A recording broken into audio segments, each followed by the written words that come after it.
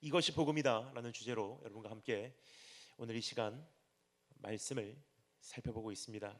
어제 저녁부터 시작한 두 번의 집회, 어제 저녁에는 나로 하여금 참된 복음을 맞이하는 그 길목 가운데 장애물이 되는 그 한 가지, 나라는 사실을 우리가 깨닫게 되었고요.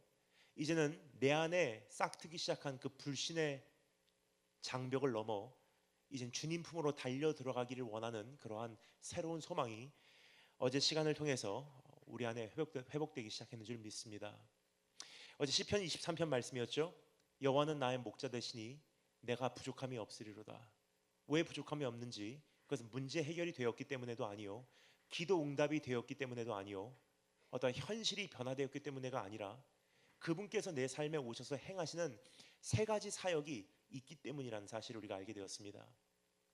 그분께서 우리의 삶 속에 임하실 때, 목자 되신 그분께서 내 삶 속에 펼치시는 첫 번째 사역은 나를 인도하시고, 두 번째 나와 함께 하시고, 그리고 세 번째 나를 채우신다는 사실을 우리가 보게 되었습니다.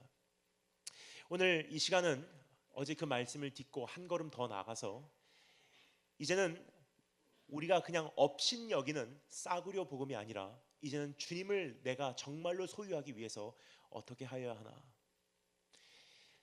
이것이 복음이다라는 주제를 정할 정도로 참 교회가 깨어있는 교회라면, 저는 오늘 이 시간 여러분과 함께 구체적인 복음의 내용을 여러분과 정리할 필요는 없을 것 같습니다. 왜냐면요, 담당 목사님들과 전사님들께서요 여러분과 이미 많이 나눈 내용이고요, 그리고 그것을 이제부터 나눠갈 가장 중요한 우리의 본질이기 때문입니다.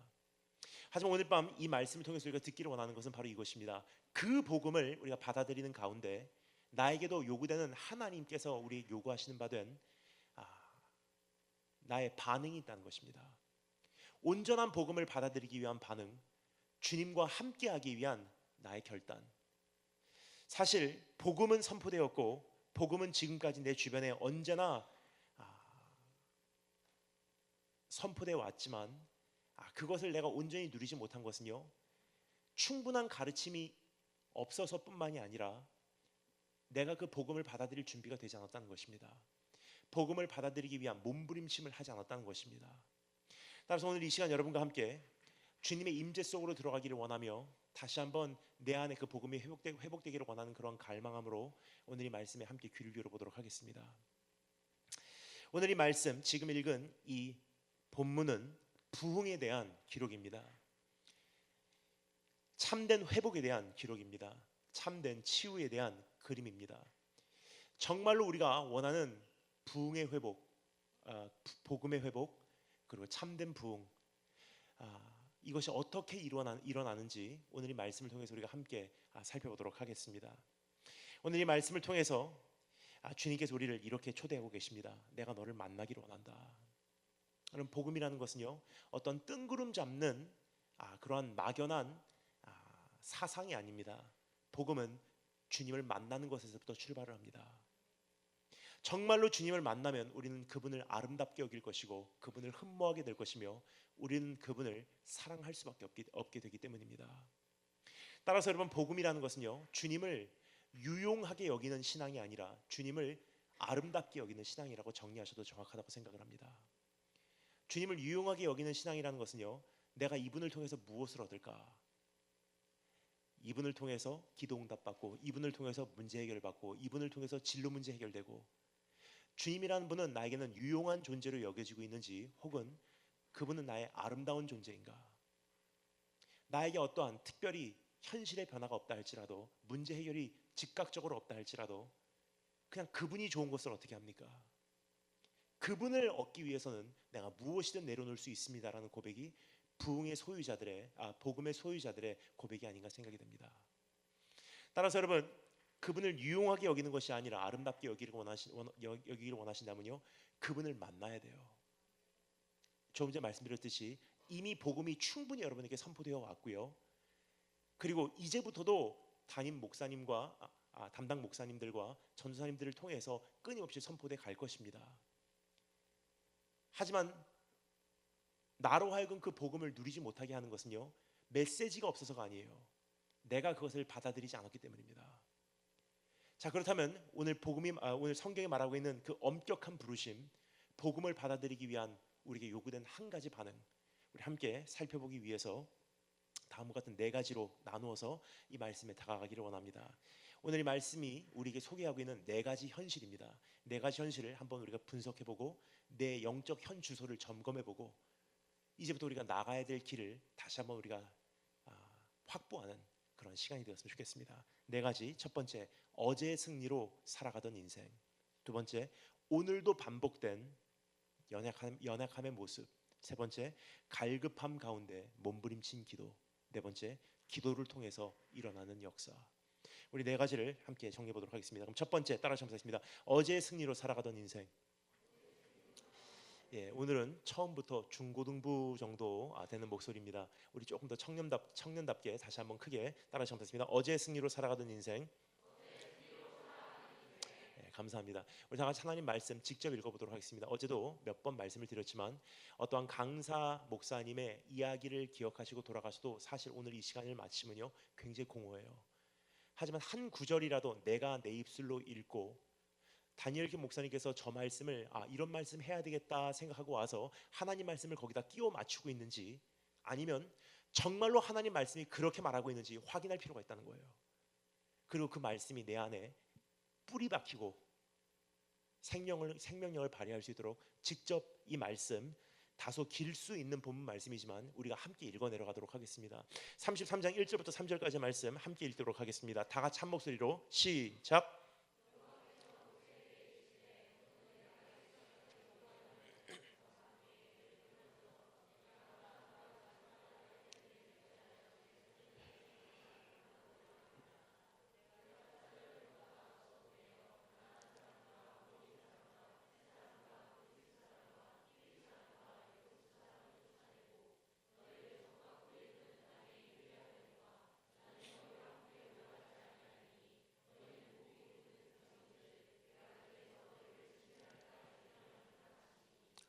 아멘. 한 가지 질문을 여러분께 여쭤보고 싶습니다. 오늘 말씀을 우리가 더 살펴보기 전에 내 자신이 한 번 답하지 않으면 안 되는 질문입니다. 여러분 정말로 주님 만나시기를 원하십니까? 라는 질문인데요.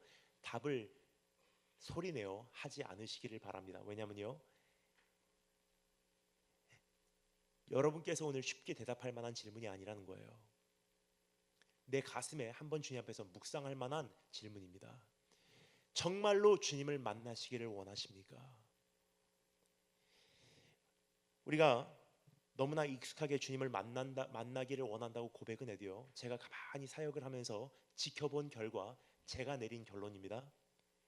사실은 우리 안에 깊은 곳에서는요 주님을 만나기를 원치 않고 있다는 거예요. 따라서 이미 만날 수 있는 통로가 제공되었음에도 불구하고 못 만나고 있다는 것입니다. 주님 오시는 그날에는요 한 가지 기준으로 주님께서 심판하신다고 주님께서 말씀하십니다. 진짜냐 가짜냐. 성경에서 이렇게 말합니다. 알곡이냐 쭉정이냐, 곡식이냐 가라지냐, 양이냐 염소냐, 산 자냐 죽은 자냐. 그것은 다른 말로 표현해 볼까요? 진짜로 주님 만난 적이 있냐, 아니면 만난 척하고 평생을 기독교라는 종교를 섬기면서 살았냐.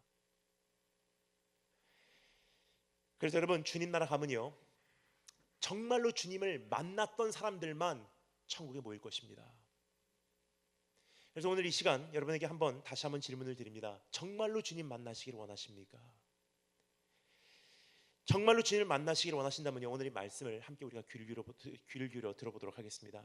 나를 만나시기를 원하시는 주님께 돌아가기 위한 첫 걸음은 주님 없이 살아온 나의 인생을 이제는 정확하게 목격하고 그 공허함을 뼈저리 깨닫고 그분의 임재를 간절히 원하기 시작하는 그러한 과정이 반드시 요구가 된다는 것입니다.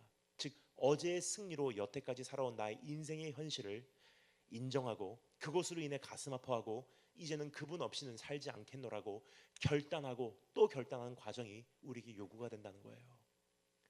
따라서 수많은 사람들이 주님을 만나기를 원합니다. 하지만 사실 주님 만나기를 굉장히 꺼려하고 있어요. 왜냐하면요 진짜로 만나기 위해서는 너무나 많이 요구가 되기 때문에, 그리고 진짜로 만나버리면은 내 인생이 어떻게 바뀔지 모르기 때문에, 그래서 딱 어느 선까지만 유지하는 것이 지금 우리가 익숙해진 그런 신앙생활이라고 불리우는 기독교 종교 활동이 아닌가 생각이 됩니다. 오늘 밤 이 본문 말씀에 소개되어지고 있는 이스라엘 민족의 모습이 바로 어제까지의 승리로 살아온 모습이 아닌가 생각이 됩니다. 이것이 어떠한 뜻인지 우리가 조금 더 구체적으로 이해해 보기 위해서 제가 오늘 이 본문 말씀이 기록된 이 사건의 배경을 잠시 설명드리도록 하겠습니다. 지금 우리가 살펴보고자 하는 사건 바로 직전에 어떠한 일이 있었는지 여러분 다 기억하시죠? 이스라엘 민족이 출애굽을 한 이후에 하나님의 종 모세는 이스라엘 민족을 산 밑에다가 두고 홀로 시내산 꼭대기로 등산을 합니다. 하나님을 만나러 혼자서 등산을 하는 거예요. 모세가 올라간 이후로 이스라엘 민족은 모세가 내려오기를 기다리며 안절부절하며 결국은 어떻게 하죠? 기다리다 못해 자신들을 위해서 금송아지를 만들어 거기에 절하고 우상 숭배를 하기 시작했다는 것입니다. 여기서 한 가지 질문을 여쭤보겠습니다. 그러한 금송아지를 광야 한복판에서 만들 수 있는 그 금은 보석이 어디서 나왔을까요? 광야예요. 근데 큰 금송아지 우상을 만들 수 있는 그러한 금과 은과 보석이 어디서 나왔냐는 질문입니다. 제가 읽어드리겠습니다. 출애굽기 32장에 보면요 이런 말씀이 있습니다. 잘 들어주시면 감사하겠습니다. 아론이 그들에게 이르되 너희의 아내와 자녀의 귀에서 금고리를 빼어 내게로 가져오라. 즉 여기 금 송아지를 만들기 위해서 사용됐던 금은요 그들이 지니고 있었던 액세서리예요. 모든 백성이 그 귀에서 금고리를 빼어 아론에게 가져가매 아론이 그들의 손에서 금고리를 받아 부어서 조각칼로 새겨 송아지 형상을 만드니 그들에게 말하되 이스라엘아 이는 너희를 애굽 땅에서 인도하여 낸 너희의 신이로다 하는지라. 여러분 그들이 가지고 있었던 그 액세서리는요 그들이 그냥 자기 자신을 장식하기 위해서 꾸미고 있었던 그런 장치가 아니었습니다. 그러한 금은 보석이 어디서 나왔는지 제가 설명을 드리도록 하겠습니다. 출애굽기 11장에 보면요 그 금은 보석의 정체에 대해서 이렇게 정리해주고 있습니다. 여호와께서 모세에게 이르시기를 내가 이제 한 가지 재앙을 바로와 애굽에게 내린 후에야 그가 너희를 여기서 내보내리라. 그 한 가지 재앙이 뭐죠? 마지막 재앙? 장자를 내려치는 재앙이에요. 그 후로는 바로와 애굽이 너희를 이곳에서 내보내리라. 그가 너희를 내보낼 때에는 여기서 반드시 다 쫓아내리니 백성에게 말하여 사람들에게 각기 이웃에게 은금 패물을 구하게 하라 하시더니 출애굽기 12장 말씀 이스라엘 자손이 모세의 말대로 하여 애굽 사람에게 은금 패물과 의복을 구하매 여호와께서 애굽 사람들에게 이스라엘 백성에게 은혜를 입히게 하사 그들이 구하는 대로 주게 하심으로 그들이 애굽 사람의 물품을 취하였더라. 달라 그러면 주게 돼 있었어요. 그날은 즉 애굽에서 나올 때 가지고 나왔던 은금 패물 보석이었습니다. 여기서 한 가지 질문을 하게 됩니다. 하나님께서 왜 이스라엘 민족에게 그러한 은금 패물과 보석을 취하라고 말씀하셨을까요? 이제부터 이스라엘 민족에게 펼쳐지는 여정은요 광야의 여정이라는 사실을 하나님은 알고 계셨어요. 그럼에도 불구하고 하나님께서는 이스라엘 민족에게 짐을 불리라고 말씀하세요. 참 희한한 현상이에요. 여러분 저도 여행을 자주 가지만 사실 저는 웬만하면 짐을 줄이려고 하지만 줄지 않는 사람 중에 한 사람입니다. 그래도 줄여야 된다는 건 알고 있어요. 여행을 가기 위해서는. 여기까지 말씀드리면 어떤 분들은 오해를 하시기 때문에 제가 짧게 제 방어를 하도록 하겠습니다. 왜 제 짐이 많은지. 여행을 자주 나가시는 분들이 계시고요. 여행을 항상 나가 있는 사람들이 있습니다. 여행을 자주 나가시는 분들은 짐을 굉장히 단출하게 싸세요. 근데 항상 밖에 나가 있는 저 같은 존재는요 여행자라고 표현하는 것보다 다른 말로 표현하면 노숙자예요.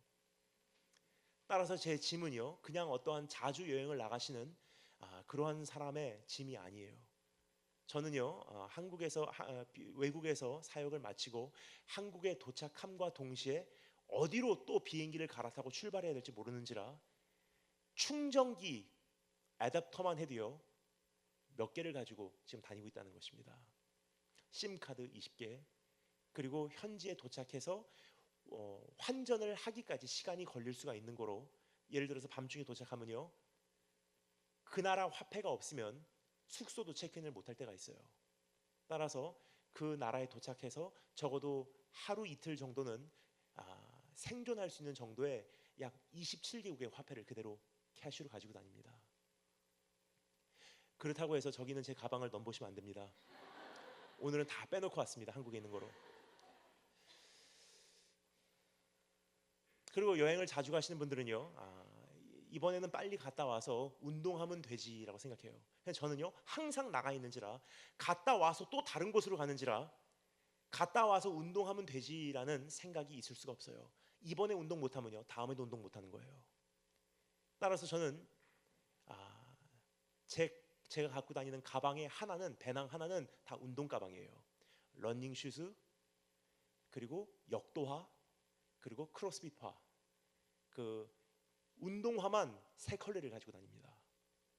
그리고 가방 하나는 양복 가방, 하나는 캐주얼 가방, 그리고 제 서류 가방.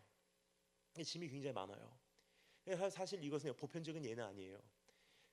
보통 이제 긴 장거리 여행이나 특별히 광야 여행, 어떠한 그 자연으로 나가시는 그런 분들은요, 짐을 굉장히 단출하게 싸십니다. 하나님 다 알고 계셨어요. 이스라엘 민족이 이제부터 40년 동안의 광야 생활을 해야 된다는 사실을. 그럼 하나님께서 이제는 모든 것을 다 놓고 가라 하셔야지 당연한데, 오히려 짐을 불리게 하세요. 애굽 사람들에게 말해서 너희들이 요구하는 대로 다 그들이 너희들에게 허락하리니 은금패물, 그들의 의복을 구하래요. 왜 그러셨을까요? 그래서 여러분, 고대 시대 문화를 조금 이해하면요, 오늘 이 말씀을 이해할 수 있는 우리에게 열쇠가 주어집니다. 고대 시대 문화를 짧게 제가 설명드리도록 하겠습니다. 여러분, 고대 시대에는요, 그 전쟁을 치르게 되면 그 전쟁의 승리를 기념하고자 탈취물을 취했다는 거예요. 그 원수의 그 가축을 내가 데리고 와서 죽여서 내가 먹고요, 그 원수의 의복을 내가 취하고요, 원수들의 금은 보석을 내가 취하고요, 그것으로 내가 장식하고요, 따라서 그 장식구를 볼 때마다 그 승리를 다시 한번 기념하고요. 바로 이런 뜻입니다.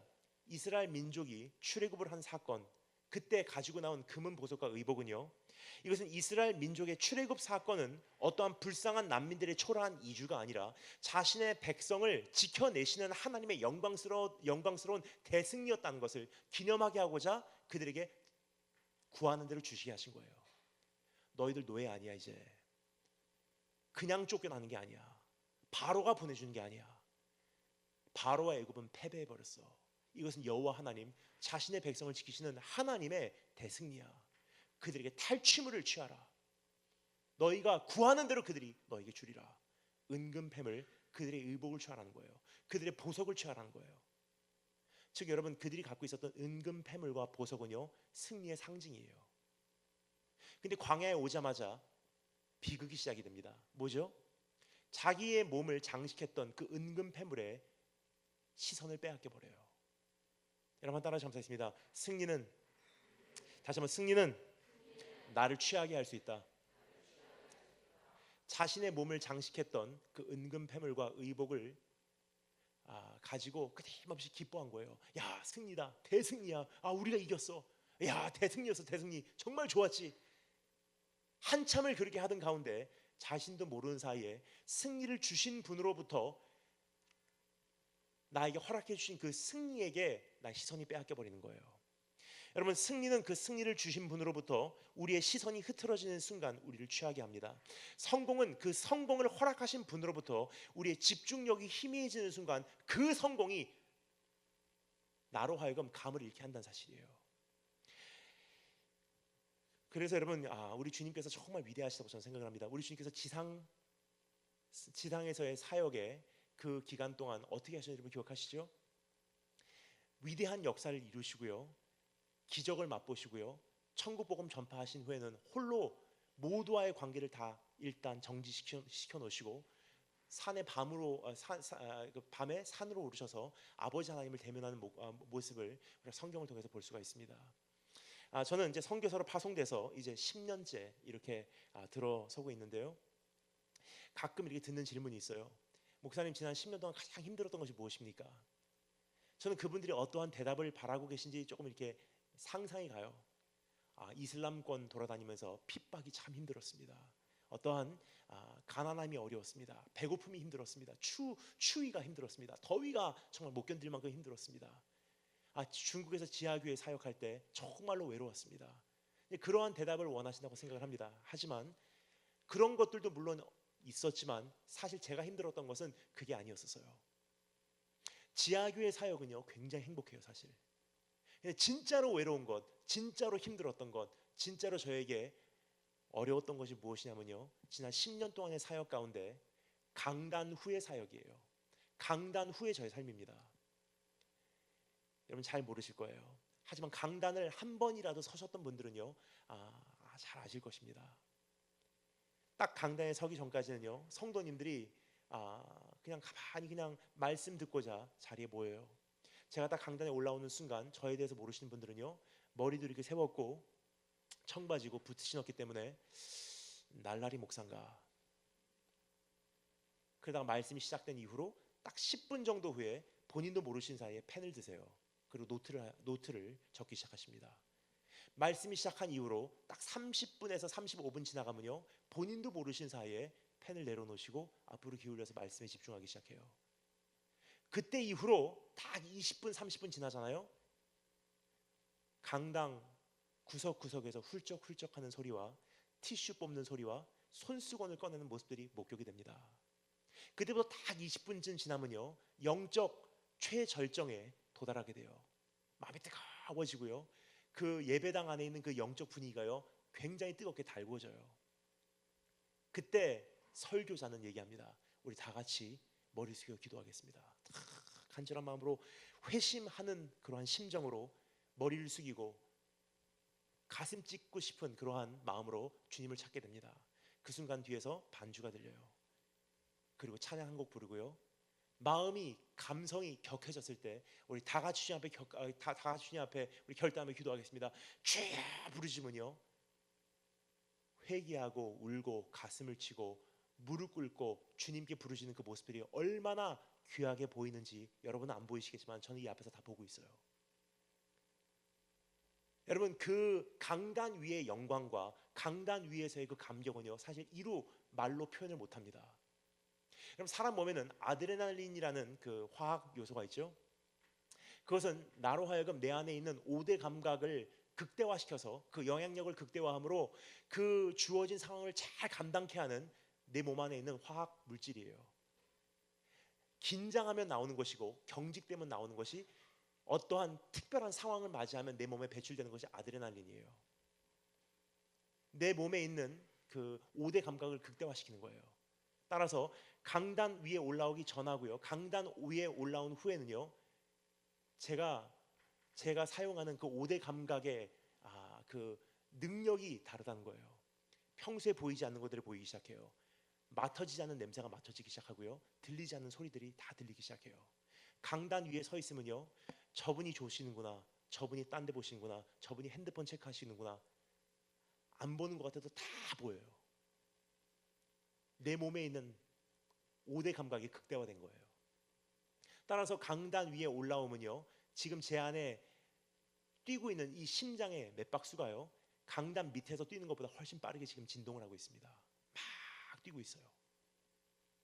근데 그러한 열기가 여기서 막 일어날 때 강단 위에서 제 아드레날린으로 인해서 그 지금 예배의 그 엄청난 열기가요 제 안에 다 입력이 돼요. 정말 흥분되는 현실, 자극이 되는 이 광경, 감동이 있을 수밖에 없는 이러한 상황, 그렇죠? 근데 이것은 영원히 가지 않습니다. 예배는 끝나게 돼 있어요. 그리고 다 불 꺼지고요, 성도님들이 한 분 한 분 댁으로 돌아가세요. 저도 악수합니다. 안녕히 가십시오. 승리하십시오. 또 언젠가 뵙기를 원합니다. 담임 목사님께 인사를 드리고 또 언젠가 뵙기를 기약하고 저는 혼자 숙소로 돌아와요. 그때부터가 가장 힘든 현실이 시작이 돼요. 왜냐하면 제 몸은요 그 강단의 열기를 기억하고 있어요. 제 몸은요 강단에서 제가 목격한 그 자극되는 광경을 다 기억을 하고 있어요. 근데 제 주변은요 고요함밖에 남지 않는 거예요. 아무도 제 주변에 없어요. 그래서 제가 사역 초기에 10년 전에 이 사역을 시작하면서 하나님께 약속을 한 게 있어요. 밤에 사역을 마치고 픽업해서 저를 숙소에다가 데려다 주시면 오늘 밤은 숙소에 들어감과 동시에 내일 새벽 아침 해 뜨기까지 전 숙소에서 나오지 않겠습니다. 수많은 사역자들이 이 밤을 못 넘기는 거예요. 막 심장은 뛰고 있어요. 그 사역의 현장의 열기가 아직도 몸에 무르익어 있어요. 근데 성도님들은 안 보여요. 음악은 이제 더 이상 들리지 않습니다. 그 강단의 흥분은 이젠 나에게는 없어요. 그럼 어떻게 하죠? 공허함을 가지고 밤새도록 씨름하다가 결국은 숙소 밖을 나가서 스캔들 터지는 거예요. 여러분, 그러한 모습을 볼 때 우리 주님께서 얼마나 위대한지 저는 사실 참 주님 대단하시다고 생각합니다. 기적을 일으키고요, 천국 복음 외치시고요, 죽은 자 살리시고요, 병 고치시고요, 수많은 사람들이 몰려와서 주님을 왕으로 삼으려고 했고요, 그러한 열기가 있음에도 불구하고 딱 일을 마치면 딱 끊어버리시고 혼자 밤에 산으로 들어가셔서 아버지 하나님을 독대했던 우리 주님의 모습, 인간으로서는 사실 불가능한 현실을 주님께서 살아내시지 않았나 생각이 됩니다. 여러분, 하지만 우리는 주님과의 정반대라는 거예요. 한번 그 감동을 맛보잖아요. 그 감동을 재현하고자 몸부림치는 것이 우리 안에 몸의 현실이에요. 한번 흥분을 맛보잖아요. 그 흥분을 또 한 번 복제하고자 몸부림치는 것이 우리 삶의 현실이에요. 예를 들겠습니다. 너무나 많은 경우 한 번의 승리가 우리는 영원토록 지속될 거라고 착각하고 달려가고 있는 경향이 있지 않나 생각이 됩니다. 한 번의 성공으로 인해 그 성공의 현실이 매번 반복될 거라고 우리는 오해하고 살고 있지 않나 생각이 됩니다. 한 번의 성공적인 집회가, 한 곡의 히트곡이, 한 시합의 기록이 나의 인생을 이제는 보장해 줄 거라고 착각하는 것이 여러분과 저의 인생의 가장 큰 실수 중에 하나가 아닌가 생각이 됩니다. 그뿐 아니라 여러분, 한 번 자극과 흥분과 어떠한 감동을 맛보잖아요. 사람은 그 공허함, 그것을 다시 한번 채워내기 위해서 그것을 향해서 달려가는 것이 우리의 모습이 아닌가 생각이 됩니다. 여러분, 오늘 이스라엘 민족 가운데 그러한 현실을 우리가 목격할 수 있지 않나 생각이 돼요. 우리 사실 어렸을 때 이 말씀을 읽으면요, 사실 이해가 안 갔어요. 하나님께서 구원해 주시고 나왔는데도 불구하고 갑자기 광야에서 우상 숭배를 시작한다? 사실 말이 안 된다고 생각 안 하십니까? 근데 한 가지 이 말씀을 검토해 보면요, 그럴 수밖에 없었다는 것이 결론이 나와요. 왜냐? 그것이 여러분과 오늘 저의 동일한 모습 안에 발견되기 때문에. 이스라엘 민족이 목격한 기적은요, 여러분, 우리가 한 평생을 살아도 우리가 경험하지 못하는 그 기적을요, 그 짧은 기간 동안 다 경험을 했어요. 한번 상상해 주시면 감사하겠습니다. 어느 날 갑자기 애굽 땅에 파리떼가 몰려와요. 상상을 초월하는 숫자의 파리떼예요. 갑자기 어느 날 눈을 뜨니까 메뚜기 떼가 몰려옵니다. 갑자기 어느 날 눈을 뜨니까 나일강이 새빨갛게 피로 바뀐 거예요. 어느 날 갑자기 눈을 뜨니까 껌껌해요. 근데 저기 보이는 고센 땅, 하나님의 약속의 백성이 사는 그 고센 땅만 하나님께서 환하게 비춰주고 계세요. 그리고 마지막 날 애굽 전체에 어린 양의 피 비린내가 진동하기 시작합니다. 문설주에 다 어린 양의 피를 바르고요, 이젠 출국 준비를 하고 출발할 옷을 다 갖추고 짐 다 싸놓고 급히 마지막 처음으로 설립된 그 6월절 식사를 맞이하는 거예요. 그렇게 식사를 하고 한밤중이 깊어가는데 갑자기 그렇게 견고하게만 보였던 애굽 땅에서 애곡하는 소리가 들리기 시작합니다. 왜요? 하나님께서 장자를 치신 거예요. 그 다음날 현실, 절대로 마음을 열지 않을 거라고 생각했던 바로가요, 마음을 열고 단 한 사람도 남기지 않고 다 쫓아내기 시작해요. 정신없이 수십만 명이 이주를 한 거예요. 상상이 가십니까? 홍해 앞바다까지 왔어요. 뒤에서 애굽의 군대가 쫓아와요. 근데 모세가 명하니까 홍해가 갈라져요. 홍해 밑에 이미 예비된 마른 땅이 준비가 돼 있어요. 홍해를 건너갑니다. 뒤에서 쫓아오던 애굽의 군대, 홍해가 침몰시켜버려요. 승리에서 승리로, 승리에서 승리로 어마어마한 기적을 다 목격해왔어요.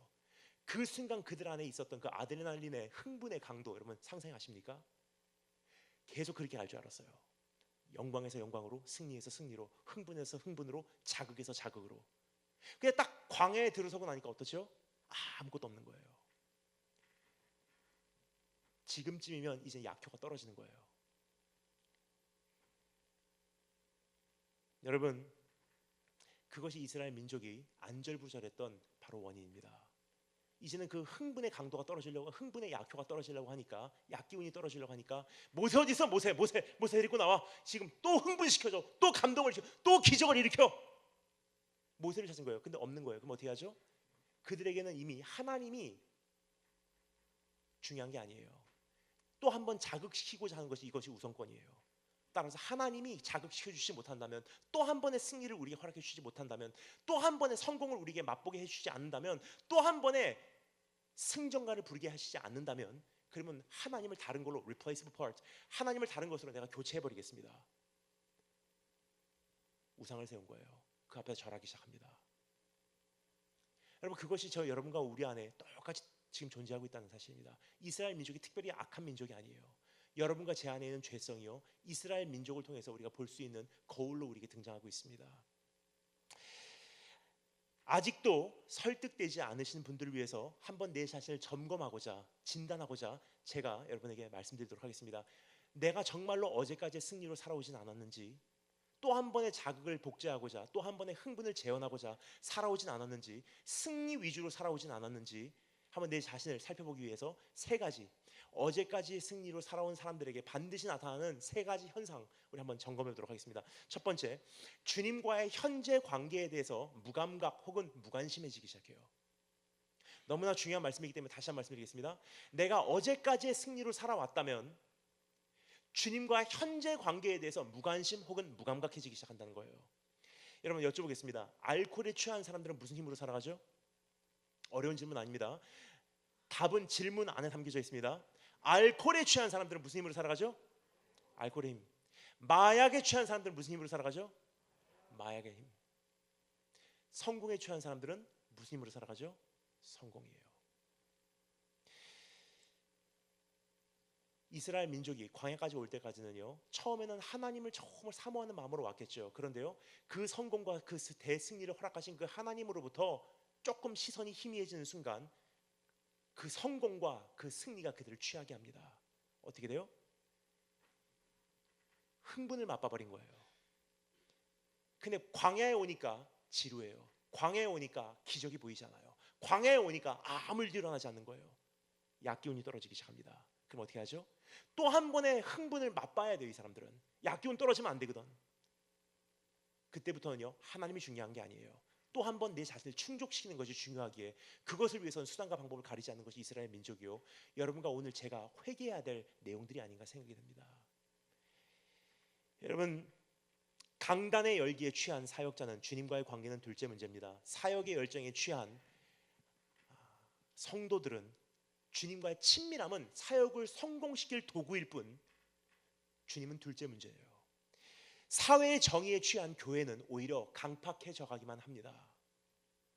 그리고 구제에 취한 주님의 백성들은 자기 의에 만족하고 주님을 보지 못하는 경우가 너무나 많다는 거예요. 우리는 주님에게 취하도록 만들어진 존재지요, 주님 외에 다른 것에 취하도록 만들어진 존재가 아니라는 거예요. 여러분 어떻습니까? 오늘 주님과의 현재 관계에 충실하고 계십니까? 그게 아니라면요, 주님은 나에게는 유용한 존재란 뜻이에요. 나에게 흥분을 주시면 내가 주님을 섬겨드리겠습니다. 나를 또 자극시켜 주시면 내가 주님을 예배해 드리겠습니다. 오늘 나에게 그 성공과 승리와 만족과 행복과 기도응답을 맛보게 해 주신다면 내가 계속 성도로 남아 드리겠습니다. 하지만 주님께서 한 번이라도 그것을 실패하신다면 replaceable part, 주님은 교체가 가능한 부속일 뿐 주님이 못하신 그 역할을 나는 다른 것을 통해서 돈이든 명예든 내 어떠한 학업이든 그 무엇을 통해서도 난 내 자신을 채워내고야 말 것입니다. 형태는 다르지만 이스라엘 민족이 그 금송아지 앞에 무릎 꿇은 그 원인과 우리가 지금 주님 앞에 우상숭배의 죄를 저지르고 있는 그 원인과 동일하다는 거예요. 두 번째, 내 자신 한번 정보해 보겠습니다. 내가 어제까지의 승리로 살아가고 있다면 내 안에 반드시 감지돼야 되는 두 번째 현실, 내 자신을 법역 외의 존재로 인식을 하기 시작한다는 거예요. 내 자신을 법역 외의 존재로 착각을 하기 시작합니다. You think you're above the law. 설명을 드릴게요. 여러분, 저는 대학교 때 심리학을 전공했어요. 그리고 대학원에 와서요, 사회학을 전공했습니다. 심리학과 사회학이요 사실 조금 다른 어프로치예요. 심리학은 뭐죠? 한 사람을 공부함으로 전체를 이해하려고 하는 것이 심리학이고요. 사회학은 전체를 이해함으로 한 사람을 바로 이해하려는 것이 사회학이에요. 그러니까 심리학은 zoom in, 사회학은 zoom out. 전혀 다른 어프로치 같은데 최근에 나온 어떤 연구 결과입니다. 심리학자나 사회학자나 동의하는 한 가지가 있어요. 최근에 연구 결과에 의하면요, 참 재미있는 어떠한 결과가 나왔는데요. 한 개인이나 혹은 그 개인들로 구성된 사회 집단이요, 어느 일정 기간 동안 지속적으로 풍요로움과 안정감을 누리게 되면 반드시 일어나는 한 가지 현상이 있어요. 행복함 아니에요. 어느 일정 기간 동안 풍요로움과 안정감을 지속적으로 누리잖아요. 한 개인이나 아니면 그 사회 집단은요, 반드시 자기 자신을 법역 외의 존재로 인식을 하기 시작해요. 이런 뜻이에요. 저 사람은 저를 저런 죄를 져서 하나님께 저 사람을 저렇게 내려치셔도 나는 특별히 사랑해 주시니까 난 넘기게 해줄 거야. 저 나라는 하나님을 섬기지 않으니까 내려치셔도 우리나라는 하나님께서 특별한 은총으로 어떠한 죄를 져도 어려움은 극복하게 하실 거야. 지난 10년 동안 똑같은 죄를 져왔건만 아무런 문제 없었어. 지금부터도 그 정도만 딱 유지하면 아무런 해가 없어. 뭐죠? 어제까지의 승리로 살아온 인생의 모습이에요. 내 자신을 법역 외의 존재로 인식하기 시작해요. 다른 사람에게는 하나님의 규례와 법도가 적용이 되도요, 나는 그것이 적용이 안 된다고 착각을 하기 시작한다는 거예요. 예를 들어서 여러분, 가끔 뉴스나 신문을 보면서 우리가 혀를 찰 때가 있어요. 어떤 정치가가 문제를 일으켰다, 혹은 어떤 연예인이 문제를 일으켰다, 어떤 사역자가 문제를 일으켰다. 그리고 우리가 보통 뉴스나 신문을 보면서 뭐라 그러죠? 저 사람 저거 몰랐나 생각해보면 저 걸린다는 거. 아유, 저거 몰랐나, 저거 조금 생각해보면 알 텐데 저거 걸리는 거 몰랐나. 여러분 그런 적 없어요? 저만 그렇습니까? 신문이나 뉴스 보면서 자주 그래요. 저 사람 저거 몰랐나, 걸린다는 거. 근데 여러분 답을 말씀드릴게요. 모르고 있었어요, 그 사람. 왜냐면요, 언제나 사람들에게 인정받고요, 스포트라이트를 받고요, VIP 대접을 받고요, 사람들에게 사랑을 받고 존경을 받는 그 자리에 지속적으로 일정 기간 동안 있다 보니까 나도 모르는 사이에 내 자신을 법역 외의 존재로 인식하기 시작해요. 나는 괜찮아, 나는 문제없어, 나는 이대로 망하지 않아. 근데 여러분 주님께서 뭐라고 말씀하십니까? 하나님은 편애하시지 않는 분, 하나님은 공의로우신 분, 하나님은 예외가 없으신 분이래요. 죄를 지면 정령 죽으리라. 죄의 삭은 사망이래요. 무슨 뜻이냐면요, 다른 사람에게는 어떠한 규례와 법도가 적용이 되도요, 나에게는 적용되지 않는 법이 없다는 거예요. 여기까지 말씀을 어떤 분들이 이렇게 생각하십니다. 그럼 목사님, 지난 10년 동안 똑같은 중독과 똑같은 죄를 저질러 왔는데 왜 지금까지 아무런 문제가 없었습니까? 왜 없었는지 말씀드릴게요. 하나님 안에는요, 참으심이라는 게 있어요. 계속 참고 계세요. 돌아와, 참으시고, 돌아와, 참으시고, 참으시고 또 참으시고 또 말씀하세요. 돌아와라, 회개해라. 그런데요, 분명히 말씀드릴게요. 하나님의 기다리심, 하나님의 참으심은요, 언젠가는 유효기간이 있는 참으심, 만료일이 존재한다는 거예요. 딱 만료일이 되면요, 어떻게 되죠? 그 만료일을 경험할 사람들, 그리고 경험한 사람들이 고백한 그 경험을 이렇게 말합니다. 도적과 같이 오시리라. 무슨 뜻이냐면요, 지난 10년 동안 똑같은 죄를 짓고 올 때는 아무런 문제 없었는데 오늘 똑같이 죄를 지은 것 뿐인데 참 희한해요. 오늘은 이게 문제가 터지는 거예요. 경찰에서 잡히고요, 사회에게 알려지고요, 여자친구에게 들키고요, 부모에게 들키고요, 사회적인 어떤 책임이 추궁되고요, 회사에서 잘리고요, 학교에서 퇴학당해요. 지금까지 똑같은 죄를 반복해 올 때는 아무런 문제 없었는데 오늘 똑같이 한 것뿐인데 오늘은 수치를 경험하는 거예요. 오늘은 대가를 지불하게 됩니다. 그때 우리는 고민을 해요. 재수가 없었나? 운이 안 좋았나? 아니에요. 기다리심이 찬 거예요. 이제는 도적과 같이 오시리라. 깜짝 놀란다는 거예요, 어느 날. 여러분, 그래서 성경이 말합니다. 여호와 하나님은 만유리 여김을 받지 않으시는 분이래요. 죄를 지면 정령 죽는데요. 죄의 삭은 사망이래요. 정해져 있는 사실이에요. 그래서 주님께서 말씀하십니다. 더 늦기 전에 돌아와. 근데 안타까운 것은요, 대한민국의 어떠한 풍요로움이 어느 일정 기간 동안, 지난 몇 년 동안 계속 지속되다 보니까 대한민국은 국가적으로 지금 자기 자신을요 법역 외의 존재로 인식하기 시작했고요, 대한민국 교회는 너무나 많은 부를 누리다 보니까 우리도 모르는 사이에 대한민국 교회와 목사와 사역자들은 자기 자신을 법역 외의 존재로 인식을 하기 시작했어요. 성도들에게는 그 법이 적용이 돼도 사역자인 나에게는 적용이 되지 않아. 대한민국 교회에 수많은 사역자들 똑같은 생각을 하고 있습니다. 어떠한 무대에서 그냥 짧게 올라와서 사역을 하는 사람이나 풀타임으로 사역을 하는 사람이나 자기도 모르는 사이에 인정받는 그 자리에서 어느 정도를 지내면요 법역 외의 존재로 자신을 인식하기 시작한다는 거예요. 뭐죠? 이제까지의 어떠한 예를 가지고 내일을 맞이하려고 하는 어제까지의 승리로 살아온 인생의 모습이에요. 여러분 어떻습니까? 혹시나 내일을 향한 두려움이 없어졌다면요 어제까지의 승리로 살아온 인생의 모습입니다. 여러분 사실 내일이 두렵지 않습니까? 전 사실 내일에 대해서 사실 조금 불안해요. 그래서 주님을 붙들 수밖에 없습니다. 주님을 붙들었을 때 그때 내일을 맞이할 수 있는 용기가 생기는 거지, 주님 붙들어 본 경험도 없이 내일을 향해서 불안하지 않으면요 이것은 뭔가가 잘못됐다는 뜻이에요. 왠지 말씀드리겠습니다. 지금 시대가 지금 어떤 시대인지 여러분 느끼시고 계세요? 저는 이번에 미국에 갔다 와서요 사실 한 가지 제 인생에 대해서 조금 바른 이해를 하게 되었습니다. 저는 항상 느끼고 있었어요. 다니엘 김 선교사라는 이름으로 언제까지 강단에서 이런 사역을 할 수 있을까? 지금은요 인터넷 검색해보면 제 설교가 뜨고요, 지금은 이렇게 강단에서 공개적으로 마음껏 설교를 할 수 있어요. 근데 제 안에 깊은 곳에서는 저는 사실 알고 있는 것이 한 가지 있었어요. 언제까지나 이 사역은 할 것이 아니라는 거. 왜냐면요 시간이 지나면 지날수록 핍박이 증가하고요, 시간이 지나면 지날수록 환란이 확장되는 거로 더 이상 강단에서 설교를 못하는 날이 온다는 거예요. 안 믿으세요? 1969년 중국에서 일어났었던 사회주의 혁명 여러분 기억하십니까? 1969년 전까지는요 중국은 한국보다도 더 대단한 기독교 국가였었어요. 여러분 그거 기억하세요? 우리나라는 월화수목금토일 하죠.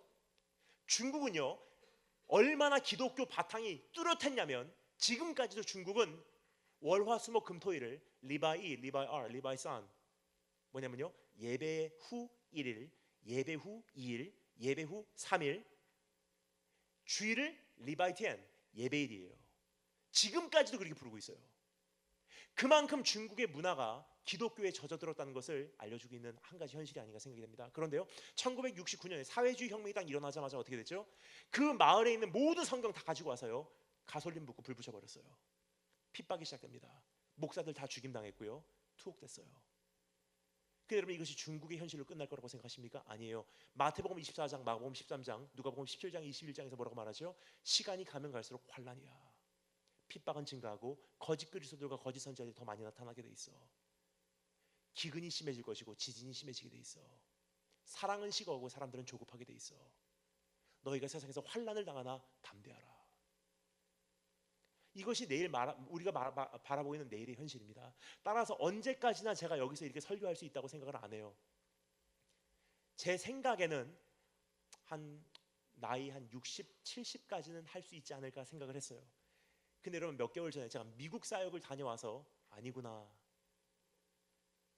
미국이 지금 돌아가는 현실들이나 지금 IS, 이슬람 과격분자들이 움직이는 그 움직임을 바라볼 때 성경에 나와 있는 얘기는 아닙니다.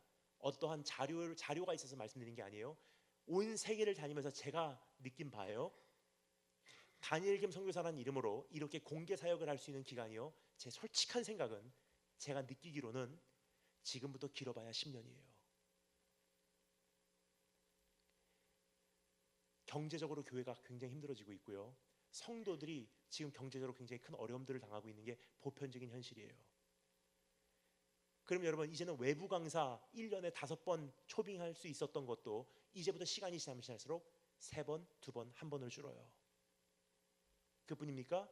지금 미국에서 일어난 사건들 여러분 아십니까?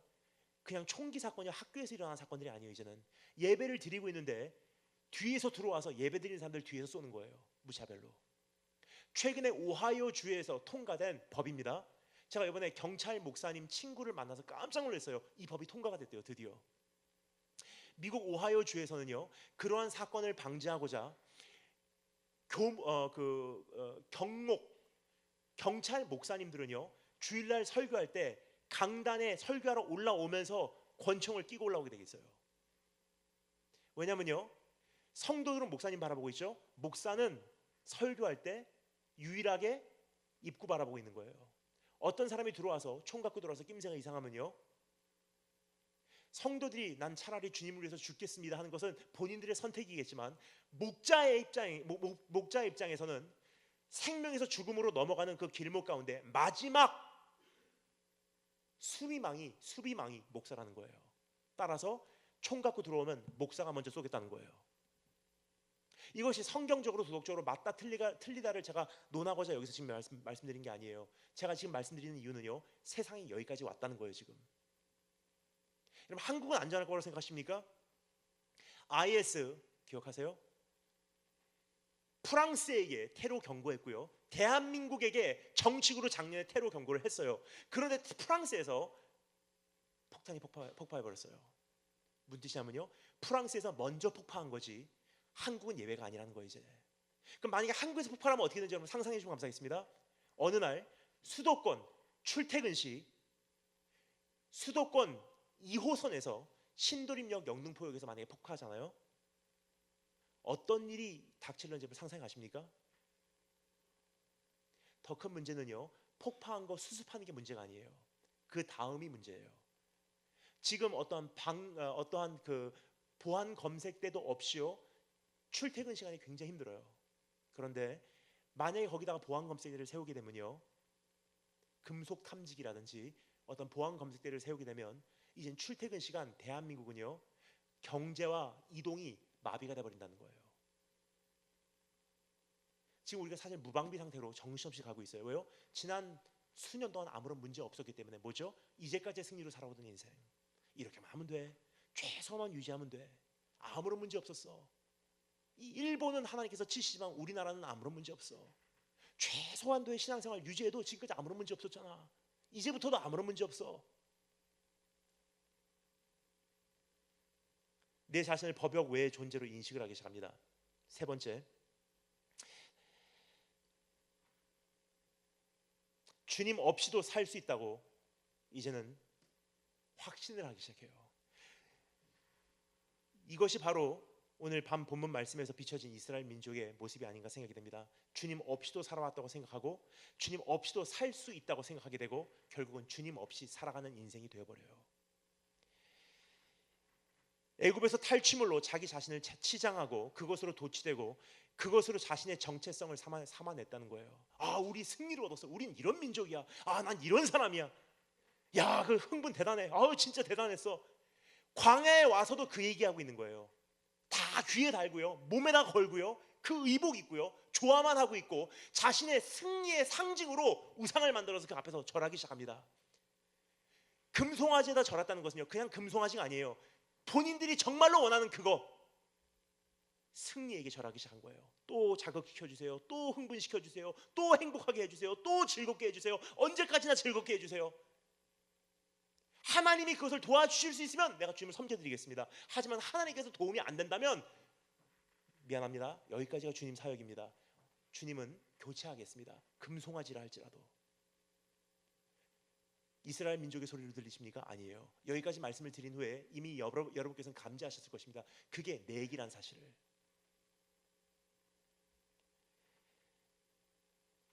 그래서 성경이 말합니다. 오늘 본 말씀이 이렇게 되죠. 백성이 모세가 산에서 내려옴이 더딤을 보고, 더디게 느껴졌다는 것은요, 그 안에 어떠한 이 정도면 돌아와야지 하는 기준이 있었다는 거예요. 그 기준, 그 선을 넘어가는 순간 더디게 느껴지기 때문에. 그 선이 뭐죠? 약기운이 떨어지는 것, 승리의 감격이 이제는 떨어져 나가는 것. 이 약기운이 떨어질만 했을 때 안절부절하기 시작합니다. 모세 어디 있어? 모세 또 기적을 일으켜. 기적. 모세가 안 보이는 거예요. 백성이 모세가 산에서 내려옴이 더딤을 보고 모여 백성이 아론에게 말하여 이르되, 일어나라, 우리를 위하여 우리를 인도할 신을 만들라. 이 모세, 우리를 애굽 땅에서 인도하는 그 사람은 어찌 되었는지 우리가 알지 못함이라. 교체한다는 것입니다. 이미 승리에 취해버린 이스라엘 민족은 상황 판단 능력을 상실하고 결국은 금송아지를 만들고 거기다가 절하게 되는 무서운 죄를 하나님 앞에 저지르게 됩니다. 여러분, 오늘 이스라엘 민족을 통해서 누구의 모습을 보는 것이 아니라 내 모습이 이미 발견되었기를 주님의 이름으로 축원합니다. 그러한 모습인 우리에게, 그러한 모습이었던 이스라엘 민족에게 주님께서 뭐라고 반응하시는지 제가 읽어드리겠습니다. 잘 들으셨습니다. 지금 읽은 이 본 말씀이에요. 제가 만들어내는 거 아니니까 지금은 제 말씀을 잘 들으시면 감사하겠습니다. 그러한 이스라엘 민족에게 하나님께서 말씀하시는 반응이에요. 여호와께서 모세에게 이르시되 너는 내가 애굽 땅에서 인도하여는 이스라엘 민족과 함께 여기를 떠나서 내가 아브라함과 이삭과 야곱에게 맹세하여 내 자손에게 주기로 한 그 땅으로 올라가라. 약속의 땅으로 가라는 거예요. 내가 사자를 너보다 앞서 보내요. 가나안 사람과 아모리 사람과 헷 사람과 브릿 사람과 히위 사람, 이 모든 원수들을 다 물리쳐 주고 너희를 적과 꿀이 흐르는 그 땅에 이르게 하려니와 나는 너희와 함께 올라가지 아니하리라. 기가 막힌 충격적인 말씀이에요. 문제자면요, 너희가 정말 원하는 거 승리지, 네가 정말로 원하는 거 기도 응답이지, 네가 정말로 원하는 거 취업이지, 네가 정말로 원하는 거 기쁨이지, 감격이지, 흥분이지, 그 자극이지, 다 줄게. 거기에 필요한 모든 자원 다 공급해 줄게. 네가 원하는 그 자리에 도달하기 위한 모든 거 다 뒤에서 지원해 줄게. 하지만 난 안 가. 왜냐면 네가 원하는 것은 그거였지 내가 아니었기 때문에. 만약에 하나님께서 여러분에게 그렇게 물어보시면 여러분 뭐라고 대답하실래요? 주님 감사합니다.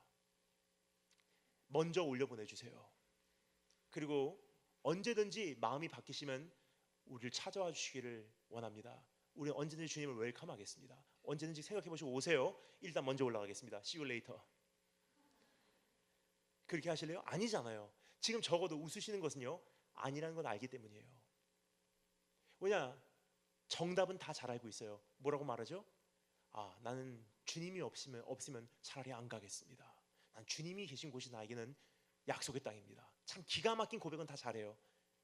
그런데요, 자, 솔직히 말씀드릴게요. 우리 현실은 지금 그렇지 않다는 거예요. 왠지 말씀드리겠습니다. 지금 강단 위에서 선포되는 말씀과 그것에 반응하는 성도들의 모습만 봐도요, 내 안은 그게 아니라는 것을 알 수 있어요. 강단에서 선포되는 수많은 말씀, 강단에서 그 말씀이 수많은 경우에 선포된다는 것은요, 성도들도 그 말씀을 호응하고 좋아한다는 뜻이에요. 따라서 목사만 잘못된 것이 아닙니다. 성도들도 똑같이 심판받을 것입니다. 그러면 수많은 말씀들의 내용이 뭔지 제가 여러분에게 조금 기억을 되살아나도록 말씀드리도록 하겠습니다. 지금 이 교회를 향해서 말씀드리는 것은 아닙니다. 넓게 한번 이 시대를 여러분 한번 생각해 주시면 감사하겠습니다. 지금 우리가 좋아하는 말씀들이 뭔지, 지금 내가 익숙해진 말씀들이 뭔지, 지금 대한민국 교회에서 온 세계에서 떠들어가고 있는 그 말씀이 무엇인지 한번 생각해 주시면 감사하겠습니다. 어떤 말씀들이 있죠? 성공하는 사람들의 7가지 습관 뭐죠? 주님 오시지 않아도 된다는 거예요. 7가지 습관, 노하우 가르쳐 주시면 먼저 가겠습니다.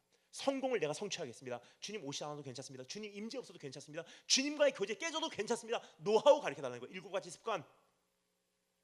어떤 사람이 어떤 사람이 와서 간증하잖아요. 다 노트 적어요. 아, 저렇게 성공하는구나, 저렇게 희생하는구나, 저렇게 했더니 저렇게 하나님께서 주시는구나. 그걸 가지고 내 인생에 그대로 적용하면요, 똑같은 성공이 복제될 거라고 착각을 하고 있어요. 뭐죠? 어제까지 승리로 살아온 인생의 모습이에요. 영향력 있는 사역을 하기 위한 3가지 방법. 사역자들이 가장 듣기 좋아하는 말씀이에요. 산속에 들어가서 소나무 하나 뽑을 심정으로 주님과 씨름하다가 성령 받고 거듭나서 주님의 임재를 통해서 사역하러 달려드는 것이 아니라 다른 성공한 예들을 가지고요, 똑같이 벤치마킹해서 내 삶에 적용하면 성공은 얻을 수 있겠지. 뭐죠? 어제까지 승리로 살아온 인생의 모습이에요. 하나님의 물질을 잘 관리하는 재정관리법. 아, 저렇게 했더니 저렇게 부자가 된대. 그럼 나도 그것을 그대로 가지고 와서 그 간증을 나에게 그대로 적용을 하면 나도 똑같이 성공할 수 있어. 뭐죠? 주님의 임재 둘째 문제입니다. 주님과의 관계 둘째 문제입니다. 내가 주님을 오늘 매일매일 주님 앞에 매달려서 주님을 찾고 새롭게 만나는 것 둘째 문제입니다. 관리법 가르쳐달라는 거예요. 노하우. 주님 오시지 않아도 되니까 자원 공급해달라는 거예요. 축복을 얻기 위한 5가지 단계. 여러분 사실 밤새도록 이야기할 수 있어요. 어떻게 성공하는가, 어떻게 행복해질 수 있는가, 어떻게 해야지 행복한 가정을 꾸밀 수 있는가, 어떻게 해야지 좋은 아버지가 될 수 있는가, 노하우, 테크닉, 프로그램, 이벤트. 주님의 임재 어디 갔습니까? 성도가 언제 마지막으로 산속에 들어가서 주님 만난다고 들어가서 씨름하며 주님의 임재 얻고 나왔습니까? 복음에 대해서 알기를 원하고요, 복음에 대해서 이야기하기를 좋아해도요, 그 복음의 주인공이신 그분을 만나기 위해서 우리가 들어가서 그분을 만나기까지 씨름하는 사람들은 최근에 많이 없어요. 그래서 오늘 이 시간 제가 여러분께 말씀드리기를 원하는 것은요, 더 이상 지식적으로 클 필요가 없어요. 이제는 결단이 필요한 거예요. 따라서 오늘 말씀 전하기 전에 제가 여러분께 도전의 질문을 드렸습니다. 정말로 만나시기를 원하시냐는 거예요. 만나시기를 원하시면 이미 성경에 어떻게 만나는지 다 기록이 돼 있어요. 근데 사실상 알면서도 불구하고 우리는 그것을 하기 싫어해요. 결론입니다. 나는 깊은 곳에서는요, 사실 주님을 만나기를 원하지 않고 있어요. 여러분 오늘 주님 앞에 다시 한번 우리가 내 양심적으로 고백하기를 원합니다. 내가 정말로 주님을 만나기를 원하는지, 주님을 정말로 만나기를 원한다면요, 이제 노하우 내려놓으십시오. 테크닉 내려놓으십시오. 어떠한 사람들의 성공감 내려놓으십시오. 어떤 사람들의 어떤 간증 내려놓으십시오. 이제 주님의 임재 구해야 될 때예요. 주님과 교제가 회복돼야 될 때예요. 주의 영광이 돌아와야 될 때예요. 여러분 한 가지 정말 중요한 질문을 여러분에게 여쭤보겠습니다. 오늘 이 질문을 우리가 쉽게 답할 수가 없는 질문인 거로 이 질문도 여러분께서 그냥 삼키시면 좋을 것 같습니다. 그냥 삼키세요. 주님께서 정말로 이 예배 가운데 계신 거 맞습니까? 정말로 우리 교회와 아직도 함께 하시는 거 맞습니까? 정말로 내 삶 속에 아직도 임재하시고 계신 거 맞습니까? 아유 당연히 계시죠. 여쭤보겠습니다. 뭘 근거로 여러분 그렇게 생각하세요? 사실 함께 계신지도 함께 계시지 않으신지도, 아직도 함께 하시는지도, 아니면 언제 이미 떠나셨는지도 우리가 생각해볼 겨를도 없이 정신없이 달려온 것이 여러분과 제가 아닙니까?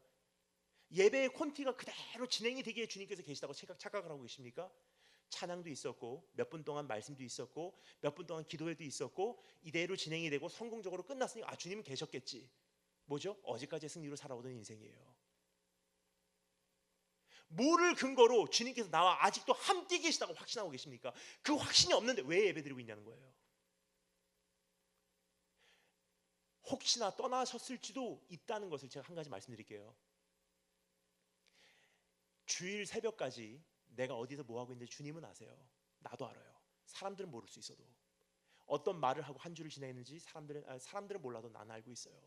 어디에 관심을 가졌는지, 난 어떠한 시선을 내 시선은 무엇을 향했는지, 지금까지도 내 삶 속에서 벗겨지지 않은 그 중독의 죄성은 무엇인지, 아직까지도 어떠한 죄의 계획을 세우고 있는지, 이것만은 내 삶 속에서 적어도 없어지지 않는 죄성이라고 내가 스스로 납득하고 있는지 사람은 몰라도요, 나하고 주님은 사실 다 알고 있어요. 똑같은 죄를 반복해와서 10년, 주일 새벽까지 그 자리에서 죄를 졌음에도 불구하고 주일날 오전에 예배 와서 주일날 오후에 예배 와서 찬양을 드리는데 내 마음에 가슴 찢고 싶은 마음이 없다는 것은요, 그 예배 가운데 주님 안 계시다는 뜻이에요. 다시 여쭤보겠습니다. 주님 계신 거 맞습니까? 안 계시다면 왜 예배를 드리냐는 거예요. 정말로 주님을 이젠 정말 바로 섬기기를 원하신다면요, 이제 어떤 형태적인 노하우, 테크닉, 이벤트, 프로그램 내려놔야 될 때예요. 주님께서 우리를 부르시는 음성은요, 만나러 오라는 거예요. 이제는 임재가 회복되지 않는 한, 주님께서 다시 한번 주의 얼굴을 우리에게 비춰주시지 않는 한, 주님의 함께 하심이 우리 안에 회복되지 않는 한 모든 것이 헛된 것뿐입니다. 여러분 한 가지만 제가 경고를 드리고 주의를 드리고 다음을 살펴보도록 하겠습니다. 그건 뭐냐면요, 여기까지 말씀드리면 어떤 분들은 이렇게 생각하세요. 사역 잘 되고 있는데 내 인생에 아무런 문제 없는데. 주님께서 뭐라고 말씀하시죠? 내가 너보다 나의 사자를 앞서 보내요. 모든 그 헷 족속과 가나안 족속과 히위 족속 다 몰아내리라. 그리고 너희를 적과 꿀 땅에 들여보내리라. 무슨 뜻이냐면요, 하나님 나라의 원칙대로만 살면은, 하나님께서 공급해 주는 자원대로만 우리가 살면은요, 성공은 거의 보장이 된 사실이라는 거예요. 주님은 안 계셔도. 예를 들어서 이스라엘에 가잖아요. 아직도 신명기에 기록되어 있는 식사요법을 그대로 준행하고 있어요. 신명기에 이거 먹지 마, 저거 먹지 마, 이거 먹지 마, 저거 먹지 마. 비록 하나님의 임재는 계시지 않아도요, 이스라엘 가고 보면 깜짝 놀래요. 안식일 날 맥도날드를 갔는데요, 정말로 쉬어요. 6월절 때 맥도날드를 찾았어요. 전 이방인인지라 그래도 햄버거를 바로 먹어야 될 것 같아서 6월절 날 맥도날드 갔는데 깜짝 놀랐어요. 피할 길이 없더라고요. 맥도날드인데 햄버거 빵이 아니라 무교병이에요. 무교병 사이에다가 고기를 넣었어요. 정말 지금까지도 신명기에 나와 있는 식사법을요 그대로 준행을 하고 있어요. 근데 이스라엘에서는요, 암은요 희귀병이에요. 희귀병. 뭐라고요? 하나님의 임재 안 계셔도요, 주님께서 이미 떠나셔도요, 주님께서 가르쳐주는 성경에 나와 있는 이 원칙대로만 살면은 사업은 성공하게 돼 있어요. 어느 선까지는. 주님께서 가르쳐주신 이 원칙대로만 그대로 하면요, 사역은 어느 선까지는 열매가 있을 수가 있다는 거예요. 근데 그거 보고 여전히 함께 계시겠구나 착각하지 말라는 거예요. 내가 사자를 너보다 먼저 앞세보내요. 다 공급해 줄게. 그리고 너희는 약속의 땅에 들어갈 거야. 하지만 난 너와 함께 가지 아니하리라. 그래서 여러분 여쭤보겠습니다. 정말로 주님 계신 거 맞습니까? 여기까지 말씀드리면 보통 같으면 이제는 좋은 소식이 있습니다 해도 당연하지만 오늘 이 말씀은 그것을 우리에게 허락하지 않고 있습니다.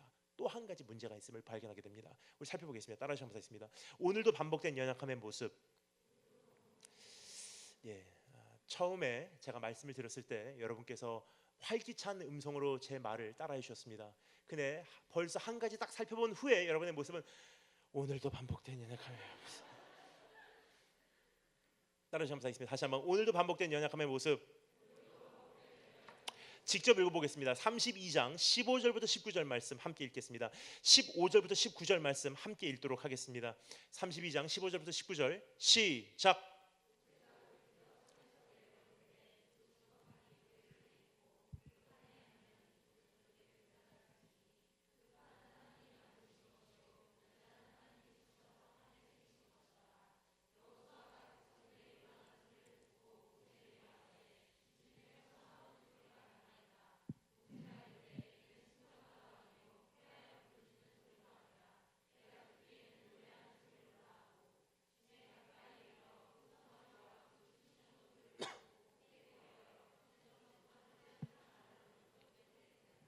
아멘. 어제 승리로 취해버려 우상 숭배를 하기 시작하여 한창 그 금송아지 앞에서 춤추고 노래 부르고 경배하고 있는데 모세가 산에서 내려오다가 그 광경을 목격하게 됩니다. 그 순간 모세가 어떻게 했다고요? 그 손에 들고 있었던 두 돌판을요, 하나님께서 주신 그 언약을 산 아래로 던져서 깨트려 버렸어요. 저 어렸을 때 주일학교 때 이 장면에 대해서 설교를 이렇게 들은 적이 있습니다. 참 대단한 리더십이다. 이 거룩한 분노를 우리가 다 소유해야 된다. 근데 이 말씀을 가만히 보니까요, 아니더라고요. 왠지 말씀드릴게요. 여러분, 목사가요 하나님의 말씀을 함부로 던지지 않습니다.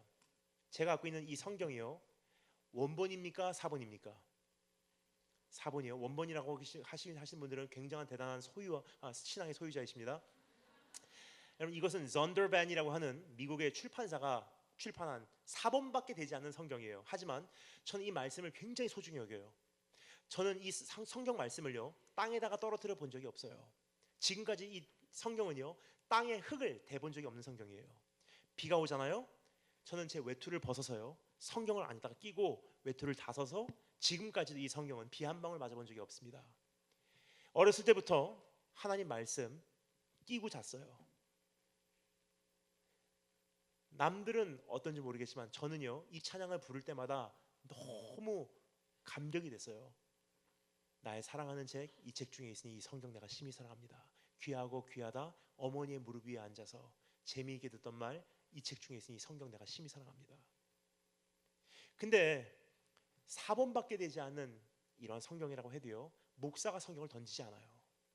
근데 하나님께서 오늘 이 말씀을 통해서 우리에게 무언가를 인식시켜 주려고 하고 계세요. 왜냐면요, 성경은요 단 한마디도 낭비하지 않는 것이 성경이에요.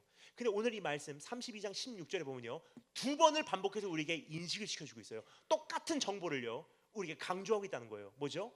모세가 산에서 내려오는데 그 손에 들려져 있었던 그 언약이 뭐라고요? 하나님께서 만드신, 하나님께서 써주신 원본이었다는 뜻이에요. 근데 그것을 어떻게 해요? 모세가 그것을 보고 크게 노하여, 이것은요 furious, 히스테리를 냈다는 뜻이에요. 뭔 뜻이냐면요, 거룩한 분노가 아니라는 거예요. 모세 안에 있었던 어떤 분노가 폭발하기 시작했다는 뜻입니다. 그리고 가만히 생각해 보니 모세는 전과자예요. 기억하십니까? 그 다음 일을 생각하지 않고 살인 사건 저질렀던 그 사람, 수십 년 전에 사랑하는 가족과 작별 인사도 제대로 하지 못하고 살인자로 쫓겨서 도망 나와서 바로의 소나기를 피해 혼자 광야에서 자리를 잡을 수밖에 없었던 그 비극의 운명. 그 광야 40년 동안 얼마나 후회하고 살았는지 여러분 상상해 가십니까? 애굽의 왕자로 이스라엘 민족을 자유케 할 줄 알았어요. 그런데요, 광야에서 인생이 썩어가는 것을 보면서 얼마나 후회를 했을까 여러분 상상해 가십니까? 내가 그때 성질만 안 부렸더라면, 내가 그때 혈기만 안 부렸더라면, 내가 그때 화만 안 났더라면. 모세가 하나님 말씀을 그렇게 던졌다는 것은요, 이것은 어떤 거룩한 분노가 아니에요. 이것은 혈기 문제입니다. 왜냐면요, 목사가 4번밖에 되지 않는 성경을요 던지는 경우는 없어요. 딱 한 가지 경우에만 그것이 가능합니다. 언제죠? 하나님 얼굴에다가 사표 던질 때, 목사 안 해버려! 그때 할 수 있을지는 몰라도요, 목사가 하나님 말씀을 던지지 않는다는 거예요. 4번밖에 되지 않는 성경에도 불구하고. 근데 하나님께서 써주신, 하나님께서 만드신 16절 말씀이 강조를 하고 있어요. 그런데 모세가 어떻게 해요? 크게 노하여 그것을 던져버렸대요. 옛날 모세에 폭파해버린 거예요. 그 순간 모세 안에 일어났던 그 감정의 복잡함이 어땠는지 여러분 상상하십니까? 지난 40년이 무의미하게 다 녹아내려가는 것이 느껴졌을 거예요. 왜냐? 지난 40년 동안 뭐하고 지냈죠? 광야 한복판에서 후회하며 살았어요. 회심하며 살았어요.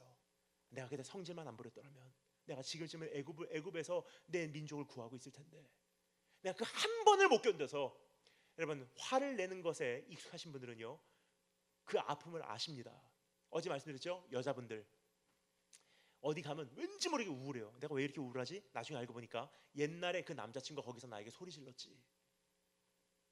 어느 음식점에 가면요 굉장히 싫은 거예요. 왠지 모르게 얼굴이 빨개져요. 왜 그러지? 가만히 생각해 보니까 옛날에 거기서 우리 아빠가 엄마에게 크게 소리 질렀지. 상처가 되는 거예요, 그게. 근데 여러분, 상처를 받는 분도 그렇지만 혈기를 내신 분도 그 아픔을 아세요. 막 흥분돼서 혈기와 분노를 낸 다음에는요, 이성을 찾으면요 굉장히 자기 자신 싫어요. 내가 왜 그랬지? 사랑한 사람을 왜 이렇게 아프게 했지? 내가 두 번 다시 이러한 혈기를 내면 내가 인간이 아니야. 참 숨고 싶어요. 거기만 지나가면 싫은 거예요. 옛날 그 못난 모습이 내 안에 다시 생각이 나는 거예요. 모세가 그랬을 거예요. 광야 40년 동안 내가 그때 한 번만 생각하고 행했더라면, 가족한테 작별하지도 못하고 광야로 쫓겨나온 신세, 지금은 애굽의 왕자가 인생을 다 낭비하고 저물어 가는 내 인생, 한평생을 이렇게 끝내는구나. 여러분, 모세가 광야에서 뭐 하고 있었죠? 하루 종일 양치는 거예요. 뭐 대단한 일도 아니에요. 화려함도 없었고요. 그냥 인생이 거기서 썩어버리는 거예요. 얼마나 많이 생각했는지 상상해 가십니까? 지금은 뭐 양치기들 뭐 하는지 모르겠습니다. 지금은 양치기들은요, 목자들은 뭐 그 핸드폰이나 만지고 있겠죠. 그 당시만 해도요, 양을 친다는 것은요 하루 종일 진짜 아무것도 안 한다는 거예요.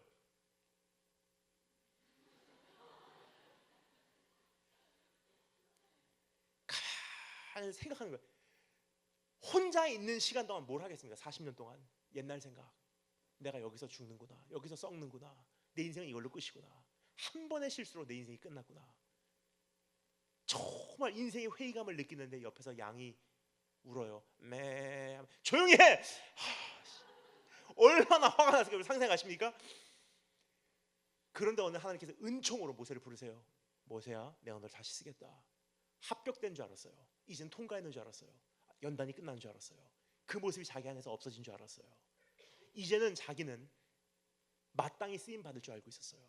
그런데요, 자기도 모르는 사이에 그 옛날 그림자가 다시 한번 폭파해버린 거예요. 옛날 모습이 그대로 있음을 그는 발견하게 됩니다. 그 순간 여러분 얼마나 복잡했는지 여러분 상상하십니까? 하나님은 우리와 함께 더 이상 가시지 않는다고 하시고요, 앞으로는 광야고 뒤로는 홍해고, 애굽으로 돌아갈 수는 없고요, 죄인들의 그 백성들의 죄성은 심각하게 악화되고 있고요, 본인 자신도 더 이상 다스릴 수 없는 그러한 자신의 연약함을 발견하게 됩니다. 이제 산산조각 난 거예요. 사역 산산조각 났고요. 이제는 영적으로나 감성적으로 이제는 파산해버린 상태예요. 하나님 어떻게 하면 좋습니까? 이 말씀을 왜 드린지 말씀드리겠습니다. 보통 같으면 백성들이 이랬습니다. 우리 다 같이 회개하고 주님께 돌아옵시다. 그렇게 말씀이 전개가 돼야 되는데요, 백성들의 어떠한 죄성을 살펴본 이후에 모세의 죄성을 우리에게 이야기해주고 계신 하나님의 말씀의 의도가 있어요. 그 목적은 무엇인고 하니, 한 사람도 잘한 게 없다는 거예요. 백성도 잘못했고 주의 종도 잘못했고. 근데 이 말씀이 오늘 우리에게 왜 필요하냐? 대한민국 교회의 상황과 똑같다는 거예요. 성도들도 잘못했고 사역자들도 다 잘못했어요. 성도들은 또 한 번 자극받기 위해서 교회에 오고요, 또 한 번 성공에 대해서 듣고 싶어서 교회에 오고요, 또 한 번 내 문제 해결하기 위해서 주님 붙든다 그러고요, 빠른 해결책을 주는 그 예배 좋아하고요, 자극을 시켜주고 흥분을 시켜주는 찬양 좋아하고요, 어떠한 성공을 했던 노하우를 가지고 프로그램화 시켜서 그것을 우리 교회에서 적용하면 성공이 있을 줄 알고요, 주님의 얼굴을 찾기보다도, 주님을 만나기보다도 주님과의 교제를 가장 중요시 여기서 그것을 위해서 죄짓지 않고 정말 주님과의 교제를 깨질까봐 두려워 떨며 그 신앙생활을 유지하기보다도 어떻게 하면 최소한도만 내가 유지할 수 있을까, 이것이 우리 신앙의 고민이에요. 백성들 이스라엘 민족과 똑같습니다. 주의 종들은 어떻습니까? 자신 안에 있는 욕심 버리지 못해요. 자신 안에 있는 연약함 아직 능가하지도 못했어요. 자신 안에 있는 옛날 상처 아직도 해결하지 못했어요. 자신 안에 있는 육신의 연약함 아직도 그대로 씨름하고 있어요. 백성도 잘못했고 모세도 잘못했듯이 오늘 대한민국 교회, 우리가 지금 이 시대를 살아가고 있는 이 현실은요, 단 한 사람도 잘한 게 없다는 거예요. 파산나 버렸어요. 이제는 솔직히 여쭤보겠습니다. 여러분은 대한민국 교회가 10년 후가 상상이 가십니까? 저는 상상이 가지 않습니다. 왜냐면요, 딱 10년 전에 제가 대한민국 교계에 발을 디뎠을 때 그때하고 비교해서 지금은요 상상을 초월하는 변화가 있었기 때문이에요. 한 가지 예만 들게요. 시간 관계상 제가 10년 전에 청소년 캠프를 처음으로 찾아가기 시작했어요. 딱 그때 강당 위에 서니까 제가 깜짝 놀랐습니다. 그 당시만 해도요, 대형 캠프, 뭐 주바라기 혹은 조이코리아, 그 당시만 해도요, 한 여름에 한 겨울에 8차수를 돌렸어요. 월화수 목금토, 월화수 목금토. 그리고 4주 동안 8차수를 돌렸어요. 8차수. 매 기수마다 2,300명씩 마감. 그런데요, 지난 10년 사이에 어떠한 일들이 계속 반복되는지 여러분 기억하십니까? 구제역, 신종플루, 에볼라, 메르스, 천안함 사고, 세월호 사건, 주 6일제에서 주 5일제로 바뀌고, 그리고 아이들이 학교를 쉰다고 쉬는 게 아니더라고요. 방학이 짧아져 버렸어요. 그리고 대한민국 고령화돼 버리고, 교회에서는 아이들의 모습이 점점 사라져가고, 핸드폰 때문에 정신 팔려 있고요, 지금 다 중독들이 어느 정도는 다 있다는 거예요. 쾌락주의로 지금 모든 것이 가고 있고요, 물질 만능주의로 지금 접어들고 있는 대한민국 사회예요. 딱 10년 후인 오늘, 이번 겨울 사역을 마치고 제가 여러분에게 보고를 드립니다. 대형 캠프들 거의 대다수가요, 8차수까지 돌렸던 캠프가 거의 2차수는 캔슬이에요. 안 모이니까 6차수 돌립니다. 지금 6차수 돌리는데요, 가장 피크 시즌 때만 딱 한 차수 정도 2,300명 마감, 나머지 5차수는요 700명, 400명, 1000명 모이면 많이 모인 거예요. 딱 10년 사이에 이렇게 바뀌었어요. 여러분, 그럼 지금부터 10년 후가 어떻게 바뀔지 여러분 상상이 가십니까? 제 소견입니다. 제 소견. 지금부터 딱 10년 후면요 거의 안 남아요. 이제 제가 느끼는 것은 딱 10년 전하고요 10년 후하고 비교하면요 대한민국 청소년과 청년들의 수는 딱 10분의 1로 줍니다. 무슨 뜻이냐면요 100명 모이는 교회는 10명 남고요 10명 모이는 교회는 1명 남다는 거예요. 이제는 10년 후예요. 그럼 여러분 우리가 잘해왔다고 생각하십니까? 우리가 지금까지 한 프로그램들 지금까지 잘해왔다고 생각하신다면요 그러면 왜 대한민국 교회에 청년들과 청소년이 없냐는 거예요. 언제까지 우리가 모여서 예배드리고 은혜 받고 눈물 흘렸다고 만족하고 집으로 가겠습니까? 이거 아니라는 거예요. 이제는 유명 강사 말씀 듣고서 어우 좋은 말씀이었어 어우 나 다시 한번 해봐야 되겠어 그거 갖고 여러분 내 인생이 변할 거라고 생각하십니까? 그걸로 변할 것 같았으면요 우리 주님이 이 세상에 오셔서 십자가에서 무서운 죽음을 안 당하셔도 괜찮았어요. 언제까지 단기 성교행 몇 번 갔다 오고 거기서 도전받고 나도 이제는 어른이 돼서 장로님이 돼서 나도 이제는 단기 성교행 갈 수 있는 그런 훌륭한 노후를 맞이할 거야. 그것이 여러분의 인생의 전부라고 생각하십니까? 그게 다라면요 내일의 교회가 없습니다. 여러분 전 심각하게 아파서 이 말씀을 드리는 거예요. 오늘 밤 말씀은요 누구에게 손가락질한 말씀이 아닙니다. 제 자신에게도 말씀하는 바요 제 마음의 통증이에요. 젊은 선교사의 양심적인 호소입니다. 오늘 이대로 여러분 정말로 갈 수 있다고 생각하시냐는 거예요. 10년 후에 대한민국 교회는 없습니다. 여러분 심각하게 그게 제 피부로 느껴지는 바예요. 지금 여러분 느끼십니까? 딱 5년 전부터요 딱 5년 정도 됐습니다. 5년 전부터 청소년 사역은 이렇게 해라 하는 책이 더 이상 출판되지 않고 있어요. 왜냐? 다 실패. 근데 감사해요. 왜냐? 이젠 조금씩 깨닫기 시작한 거예요. 어떤 노하우로 되지 않는다는 거. 주의 얼굴을 찾기보다 예배의 콘티 집행하기를 원하고요. 주님의 임재 구하기보다 집회 일정 딱 마치면 내 삶으로 돌아가기를 원하고요. 골방으로 들어가서 주님을 찾기보다도 이제 어떤 대형 집회 형태를 원하는 것이 우리의 삶의 교만한 모습이에요. 그걸 우리가 정말로 변화될 거라고 생각하십니까? 그거 해왔지만 오늘이 됐잖아요. 아니라는 거예요. 이제는 언제까지 이거 하겠다는 거예요. 여러분 이제 그만합시다. 우리가 살아날 수 있는 방법 딱 한 가지 있어요. 세 번째 따라 잘못했습니다. 갈급함 가운데 몸부림친 기도. 우리 33장 4절부터 7절 말씀 함께 읽겠습니다. 33장 4절부터 7절 한 목소리 읽겠습니다. 다 같이 4절부터 7절 시작.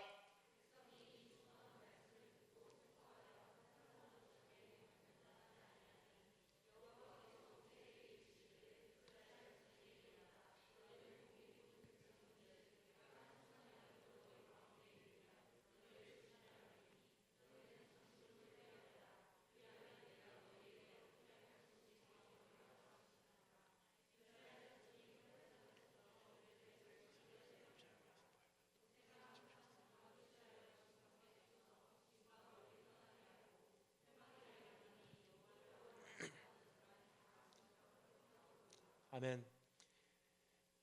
백성도 잘못하고요. 주님의 종 모세도 잘못했어요. 근데 주님께서 뭐라고 말씀하십니까? 내가 너와 함께 가지 않을 것이다. 주의 임재가 떠났다는 거예요. 주의 얼굴이 이제는 떠났다는 거예요. 주의 교제가 완전히 산산조각 났다는 거예요. 그때 백성들이 어떻게 반응하죠? 이 준엄한 말씀을 듣고 백성들이 슬퍼해요. 오늘 말씀이 바로 그런 말씀이 아닌가 생각이 됩니다. 준엄한 말씀은요 잘하고 있어가 아니에요. 준엄한 말씀은요 현실을 보여주는 거예요. 우리 여기까지 왔다. 어떻게 할 거냐 이제는. 오늘 말씀이 그러한 말씀입니다. 그럼 대한민국 교회가 지금 필요한 것은요 그냥 잘한다 그렇게 하면 성공할 수 있어. 위대한 꿈을 꿔 비전을 가져. 하나님께서 너를 세계적인 무대 위에 세우셔서 너도 그렇게 위대하게 쓰실 거야. 영향력 있는 삶을 살아야 돼. 각자 맡은 부분에서 전문성을 가지고 거기서 최대한 영향력을 발휘해서 하나님의 왕국을 이루어라. 아멘. 지금까지 듣기 좋은 달콤한 복음으로 내 자신을 속여왔다면요 주님께서 우리에게 말씀하시기 원하신 것은 이젠 준엄한 말씀이에요. 너 잘하고 있는 거 아니야. 너 정말 잘하고 있다고 생각하면 한번 답해봐라. 네 자녀가 어디 있냐? 너 정말 잘하고 있다고 생각하면 너 답해봐라. 네 안에 경건함이 있는지. 너 정말 잘하고 있다면 한번 답해봐라. 왜 예배 가운데 임재가 느껴지지 않는지. 이 준엄한 말씀을 듣고 반응할 때예요. 그렇게 갈급한 가운데 이제는 백성이 어떻게 했는지 두 가지를 살펴보도록 하겠습니다. 하나는 백성이 선택한 회복을 향한 한 걸음, 두 번째는 모세가 선택한 회복을 향한 한 걸음. 첫 번째, 백성이 선택한 회복을 향한 한 걸음. 따라하시면 감사하겠습니다. 몸을 단장하지 않는 것. 백성이 이 준엄한 말씀을 듣고 슬퍼하여 한 사람도 자기의 몸을 단장하지 아니하니, 주님께서 말씀하십니다. 너희는 장식구를 떼어내라. 6절 말씀, 이스라엘 자손이 호렙산에서부터 그들의 장식구를 떼어내니라. 다 장식을 떼어내버린 거예요. 회복의 첫걸음, 장식구 떼어내라는 거예요. 여기까지 말씀드리면 어떤 분들은 오해하세요. 아, 그럼 오늘부터 멋내면 안 되겠군요. 여러분, 멋내지 말라는 뜻이 아니에요. 귀걸이 다 빼고 머리는 산발을 하고 돌아다니는 뜻이 아닙니다. 여기서 말하는 장식구는요, 아까 뭐라고 말씀드렸죠? 승리의 상징이에요.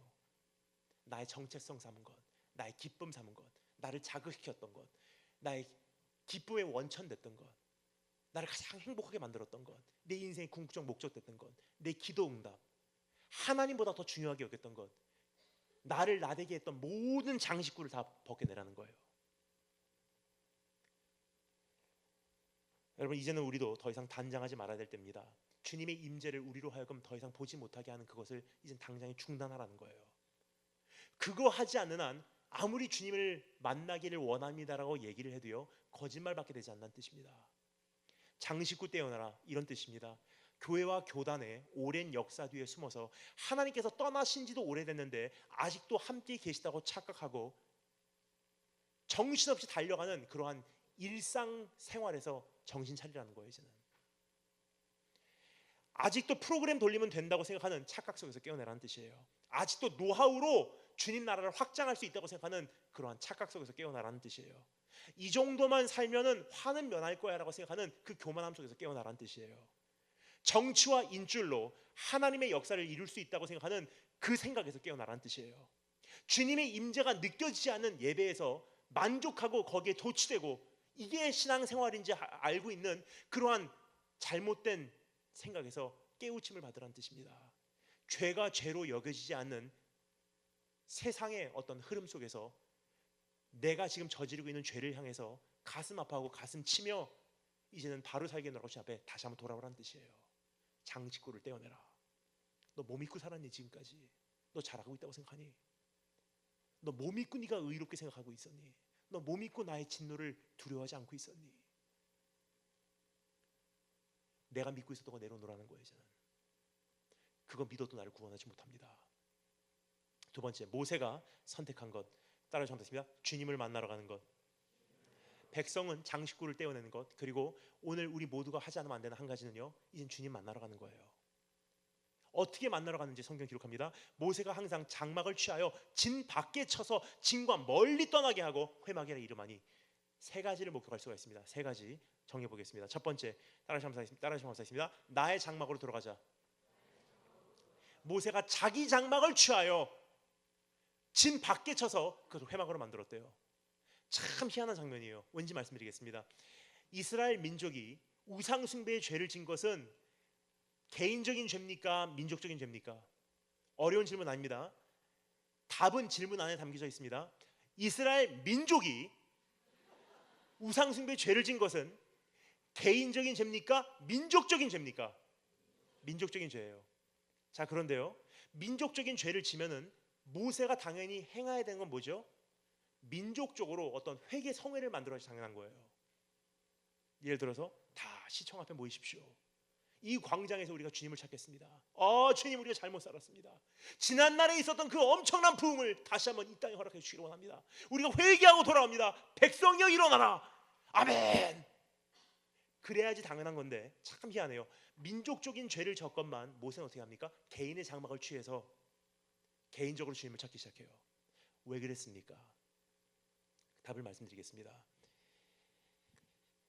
여러분, 시대가 악해지면 악해질수록 더 이상 공식적인 혹은 공개적인 성회가 어떠한 영향력을 발휘하지 못하는 한계점이 온다는 거예요. 이러한 상황을 맞이할 때 하나님께서는 국가적인 혹은 민족적인 혹은 공동체적인 변화가 있게 하기 위해서 대대적으로 변화를 일으키기보다는 오히려 한 사람 단위로 역사하시기 시작한다는 거예요. 한 사람의 회개한 심령, 한 사람의 메시지, 한 사람의 변화된 모습, 한 사람의 선지자, 한 사람의 희생자, 한 사람의 순교자, 그리고 한 사람의 진짜로 복음으로 거듭난 그 모습. 여러분, 1907년에 있었던 대부흥 100주년을 기념하면서 2007년도에 대한민국 교회가 다 일어났어요. 각 광장마다 모여서 우리가 회개 운동을 했고요. 그때마다 수많은 청년들이 이제는 선교사로 파송되기를 원한다고 헌신했어요. 거의 365일 대한민국 전국에서 끊임없이 민족적인 성회를 한 해 동안 치러온 것이 2007년도 평양 대부흥 100주년 그때 일어났던 현실이 아니었나 생각이 됩니다. 자, 그런데요, 딱 2007년도가 끝나는 후에 대한민국 교회는 공식적으로 대한민국에서 개독교라고 불려지기 시작했고요. 그때 이후로 지금 나온 어떤 그 조사 결과에 의하면요, 2007년도에 수많은 청년들이 굉장히 많은 수가 선교사로 나가겠다고 헌신을 했건만 최근 나온 조사 결과입니다. 1%도 파송이 안 됐어요. 왜 그렇습니까? 지금 우리가 필요한 것은요, 어떤 대대적인 운동이 아니에요. 다 해왔지만 안 됐잖아요, 여러분. 정말로 변화를 원하시고요, 정말로 복음을 여러분의 것을 만들기 원하신다면요, 이제는 그거 하지 말라는 거예요. 가장 은밀한 죄는요, 그러한 대대적인 성회에서는 회개를 안 합니다. 지금은 어떤 때인지 말씀드리겠습니다. 지금은 우리가 정말 주님 앞에 골방으로 들어갈 때예요. 그 골방의 역사가 없이는요, 우리는 이제는 다시 한번 주님 앞에 새로운 꿈을 꿀 수가 없는 시대가 여러분과 제가 살고 있는 그러한 시대가 아닌가 생각이 됩니다. 지금 우리에게 필요한 것은 또 하나의 공식 집회가 필요한 것이 아니라 골방으로 들어가는 의지가 필요한 때예요. 또 하나의 회개 운동이 필요한 것이 아니라 가장 은밀한 곳에서 가장 은밀한 나의 죄를 호소할 수 있는 주님과 시간이 필요한 때입니다. 또 하나의 형식적인 찬양 패턴과 메시지가 필요한 때가 아니라 주님을 붙드는 몸부림치는 우리 한 사람 한 사람의 결단이 필요한 때예요. 또 하나의 사역의 영역을 갈 곳 없는 사역자들을 위해서 만들어내는 것이 아니라 실질적으로 회개한 만큼 실질적으로 살아내는 우리의 전투성이 필요한 때예요. 이것은 다 내려놓고 쉬운 것만, 우리 사역 기획하자, 이벤트 하자, 우리 시청 광장 앞으로 모이게 하자, 현수막 걸자, 대성의 변화가 일어났습니까? 없었어요, 여러분. 없는데도 불구하고 계속하고 있어요. 왜요? 누군가는 사역을 해야지 먹고 살 수 있기 때문에. 그것을 준비하는 사람도 주님께서 심판하실 것이고, 거기에 호응하고 찾아가는 사람도 이제 주님께서 심판하실 거예요. 왜냐? 거기에 가는 것은 잘못된 것이 아닙니다. 사실 그러한 성회를 하는 것은 근본적으로 잘못된 것은 아니에요. 하지만 분명한 것은요, easy way, 다 지름길, 하기 쉬운 거, 만나기 쉬운 거, 골방 들어가는 거 제쳐놓고 1대1로 주님과의 관계 제쳐놓고, 내가 주님의 임재 회복하기 위해서 주님과 씨름하는 거 제쳐놓고, 내가 주님을 밤새도록 주님을 붙들고 주님과 씨름하며 주님을 만나는 거는 제쳐놓고, 간단한 거, 편한 거, 편리한 거, 어떻게 하면 누가 나에게 밥 먹여줄 수 있을까? 어떻게 하면 이 성회를 준비하고 여기 다 모여서 우리가 간편하게 한 번에 단번에 은혜를 받을 수 있을까? 아니에요, 여러분. 이제는 따라서 오늘 이 집회를 통해서요, 여러분에게 도전드리기 원하는 것은 이것입니다. 오늘 집회는 시작이지 끝이 아니에요. 끝난 다음에 오늘 이 말씀은요, 기준을 말씀드리고 있는 거예요. 기준이 존재한다는 거예요. 이 기준에서 미달된 거 잘못 살았어, 기준이 있다는 것을 말하는 용도로 이 집회가 있는 것이지, 이 집회는 여러분에게 어떠한 감정을 자극하기 위해서 주는 집회가 아닙니다. 이제 기준이 선포됐어요. 이게 주님께서 원하시는 신앙생활이 아니라는 것. 그럼 정말로 주님께서 원하시는 신앙생활은 뭐냐? 집회를 마침과 동시에 주님과 이제 해결하시기 바랍니다. 1대1로 해결할 수 있는 시간을 마련하고요, 1대1로 주님을 만날 수 있는 장소를 마련하시기 바랍니다. 그러한 과정들이 내 삶 속에서 한 사람 한 사람 안에 일어나지 않는 한 진짜 참된 변화는 교회에서 일어나지 않아요. 따라서 10년 후에 대한민국 교회는 없습니다.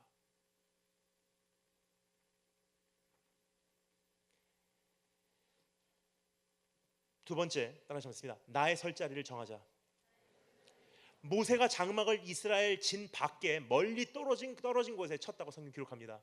백성들이 있는 곳에 장막을 친 것이 아니고요, 백성들이 있는 진 밖으로 나가서 먼 곳에 장막을 쳤대요. 뭐죠? 지금 나 이 세대를 본받지 않겠습니다. 이 시대를 역류하겠습니다. 이 사람들이 유행하는 것, 나 이들 본받지 않겠습니다라는 뜻이에요. 요즘 시대가 바로 그런 시대예요. 정말로 복음이 무엇인지, 정말로 주님의 마음이 무엇인지, 정말로 성경은 뭐라고 말씀하고 있는지는 둘째 문제고, 유명한 강사를 가면 와, 베스트셀러래, 와, 유행한대, 와, 거기에 있으면 감성이 불이 붙고요, 그 집회에서 이거 하면 왠지 내가 귀한 신앙생활하는 것 같아요. 아니에요, 여러분. 진 밖에 나가시기 바랍니다. 뭐냐면요, 시대가 아무리 그 사람을 인정해도 하나님께서 인정하시면 아니라는 거예요. 시대가 아무리 그 사람을 싫어해도 주님께서 인정하시면 그 말씀 들으라는 거예요. 더 이상 시대를 본받지 마시기 바랍니다. 진 밖으로 나가십시오. 이제 어떠한 흐름 속에서 와 몰려갈 때가 아니라는 거예요. 잠잠한 가운데. 말씀드렸습니다. 저는 이 말씀을요, 여러분에게 손가락질하는 말씀이 아니에요. 누구에게 손가락질하는 말씀이 아닙니다. 제 자신이 이 말씀을 전하기 위해서 준비하면서 얼마나 하나님 앞에 가슴을 치며 울었는지 몰라요. 오늘 강단에서 제가 말씀드리는 이 설교 시간 이상으로 전 이 말씀을 전하기 위해서 주님 앞에 울면서 기도하고 밤을 샜어요. 제가 회개한 내용들이에요. 하나님, 더 이상 기도하지 않고 강단에 올라가지 않겠습니다. 더 이상 나와 주님과의 관계가 깨졌는데도 불구하고, 금이 가기 시작했는데도 불구하고 그것은 모른 척하고 사역하지 않겠습니다. 주님의 임재가 있는지 없는지도 확인해 볼 겨를도 없이 정신없이 달려가지 않겠습니다. 내 안에 죄가 있는데도 불구하고 함부로 강단에서 외치지 않겠습니다. 얼마나 많이 가슴 아파하고 주님 없이 지나온 그 시간들이 저에게는 힘들게 다가왔는지, 가슴 치며 밤을 새며 울었던 그 기도 내용들이 쌓이고 쌓인 후에 형성된 말씀이에요. 여러분, 이것은 제 회개의 내용들입니다. 오늘 누구에게 손가락질한 말씀이 아니었어요. 제 말씀이에요. 하지만 오늘 이 말씀을 제가 깨닫고 난 후에 하나님께서 저에게 말씀하시더라고요. 이제 이 말씀이 사실 대한민국 전국에 필요한 것이 제 보여지기 시작했어요. 여러분, 오늘 하나님 앞에 회개할 것이 많습니다. 어떤 시대적인 흐름, 정신없이 흘러가는 이 시대를 본받지 말고 이젠 진 밖으로 나가신 여러분 되시길 주님으로 축원합니다. 세 번째 따라 점사했습니다. 회막을 설립하자. 회막을 설립하자는 것은요, 회막을 설립하자고 하는 것은요, 주님만을 만날 수 있는 시간과 공간을 준비하라는 거예요. 회막은 뭐죠? The tent of meeting. 주님만을 만나기 위해서 준비된 시간과 공간이에요. 여러분, 어디서 여러분 은혜 받고 계십니까? 어디서 양육 받고 계십니까? 순모임을 통해서, 참 귀한 모임이에요. 근데 중요한 것이 있습니다. 그것은 성도의 교제와 순모임이라는 그 안에서 우리가 은혜를 받는 거지, 주님만을 위해서, 내가 주님을 만나기 위해서 성별된 시간과 공간은 아니라는 거예요. 어디서 주님을 만나고 계세요, 여러분? 큐티 모임? 성도의 교제도 있고 함께 먹고 마심도 있고 서로 이야기를 들어주는 그런 모임이긴 하지만, 주님만을 만나기 위해서, 주님께만 집중하기 위해서 준비된 시간과 공간은 아니라는 거예요. 집회를 통해서, 집회 말고요, 여러분. 단기 성경을 통해서, 단기 성경 말고요. 주님 앞에 나와서 주님만을 만나기 위해서, 주님께만 집중하기 위해서 준비된 시간과 공간이 있습니까? 없잖아요. 그거 없으면요, 주님 만날 수가 없다는 거예요. 주님께서 뭐라고 말씀하시죠? 나를 정말로 만나기를 원한다면 은밀한 곳에 계시는 그분을 만나기 위해서 은밀한 곳으로 가서 문을 닫으래요. 성경이 말합니다. Close the door behind you. 네 뒤에 문을 닫으래요. 문을 닫으라는 것은요, 예의를 지키고 문 닫고 들어오라는 뜻이 아닙니다. 네 뒤에 문을 닫으라는 것은 이런 뜻이에요. 세상과 너와 단절시키라는 거예요. 근데 우리는 주님을 만나러 온다고 하면서 어떻게 하죠? 서로를 축복하는 교제. 물론 예배에는, 공식 예배는 필요합니다. 하지만 그만큼 내가 주님께 집중하는 시간은 내 삶 속에 많이 없다는 거예요. 그걸로만 만족한다면. 제가 오늘 이 말씀을 준비하면서 굉장히 많이 주님 앞에 큰 결단, 제가 큰 결단을 한 가지 있어요. 뭐냐면요, 제가 밤에 기도하라고 딱 앉았는데, 기도하라고 주님만을 만나러 왔습니다. 주님께만 집중하겠습니다. 문 닫고 왔습니다. 기도하는데 갑자기 카톡. 그래서 양심상 보진 않고요, 진동으로 바뀌었어요. 다 주님을 섬기겠습니다. 근데 여러분 같으면 어떻게 하겠습니까? 물론 안 보시죠, 그렇죠? 그렇게 믿고 싶습니다. 주여 하는데 물론 보지는 않지만 한참을 기도하다가 지금 몇 시쯤 됐는지 좀 보겠습니다. 문자 왔네. 그래서 결단을 했어요. 큰 결단.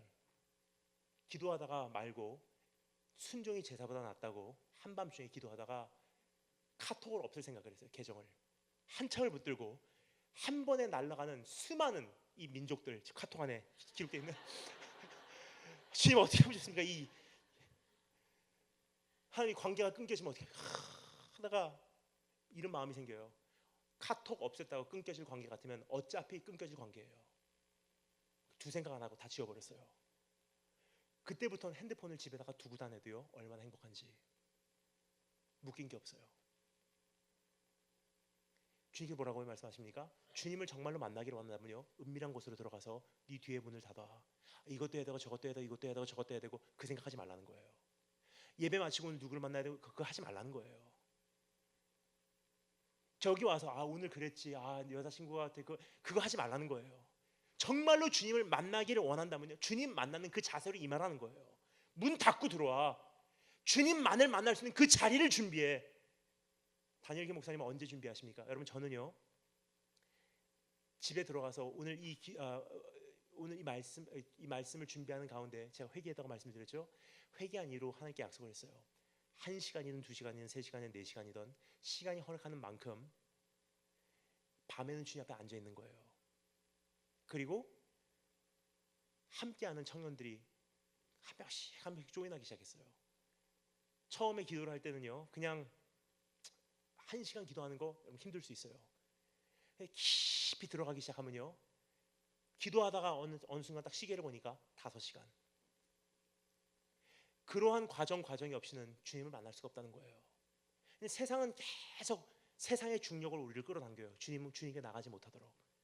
그냥 우리는 양심은 있으니까 내 자신을 조금 납득하기 위해서 기도는 하기 싫고 세상으로 완전히 빨려들기 싫으니까 그냥 대형 집회 한 번으로 때우면 되겠다 생각을 해요. 거기는 능력이 없습니다. 진짜 주님을 만나기를 원하신다면요, 주님 앞으로 나가시기 바랍니다. 그래서 여쭤봤잖아요, 제일 처음에. 정말로 만나시기를 원하냐, 안 만나시기를 원하시냐. 안 만나는 것은 원인이 있었다는 거예요. 내가 만나기 싫었던 거예요, 사실. 왜냐? 복잡하니까, 귀찮으니까, 거기까지 하기는 번거로우니까. 그러니까 단출하게, 그러니까 간편하게, 편리하게 주님을 만나기를 원했지, 주님이 주님 되심 앞에 우리가 나오지 못했다는 것입니다. 시간이 다 된 거로 마지막 한 가지 살펴보고 마치겠습니다. 따라하시면 감사하겠습니다. 기도를 통해서 일어나는 역사. 마지막으로 33장 7절부터 14절 말씀 함께 읽겠습니다. 7절부터 14절 한 목소리로 읽겠습니다. 시작.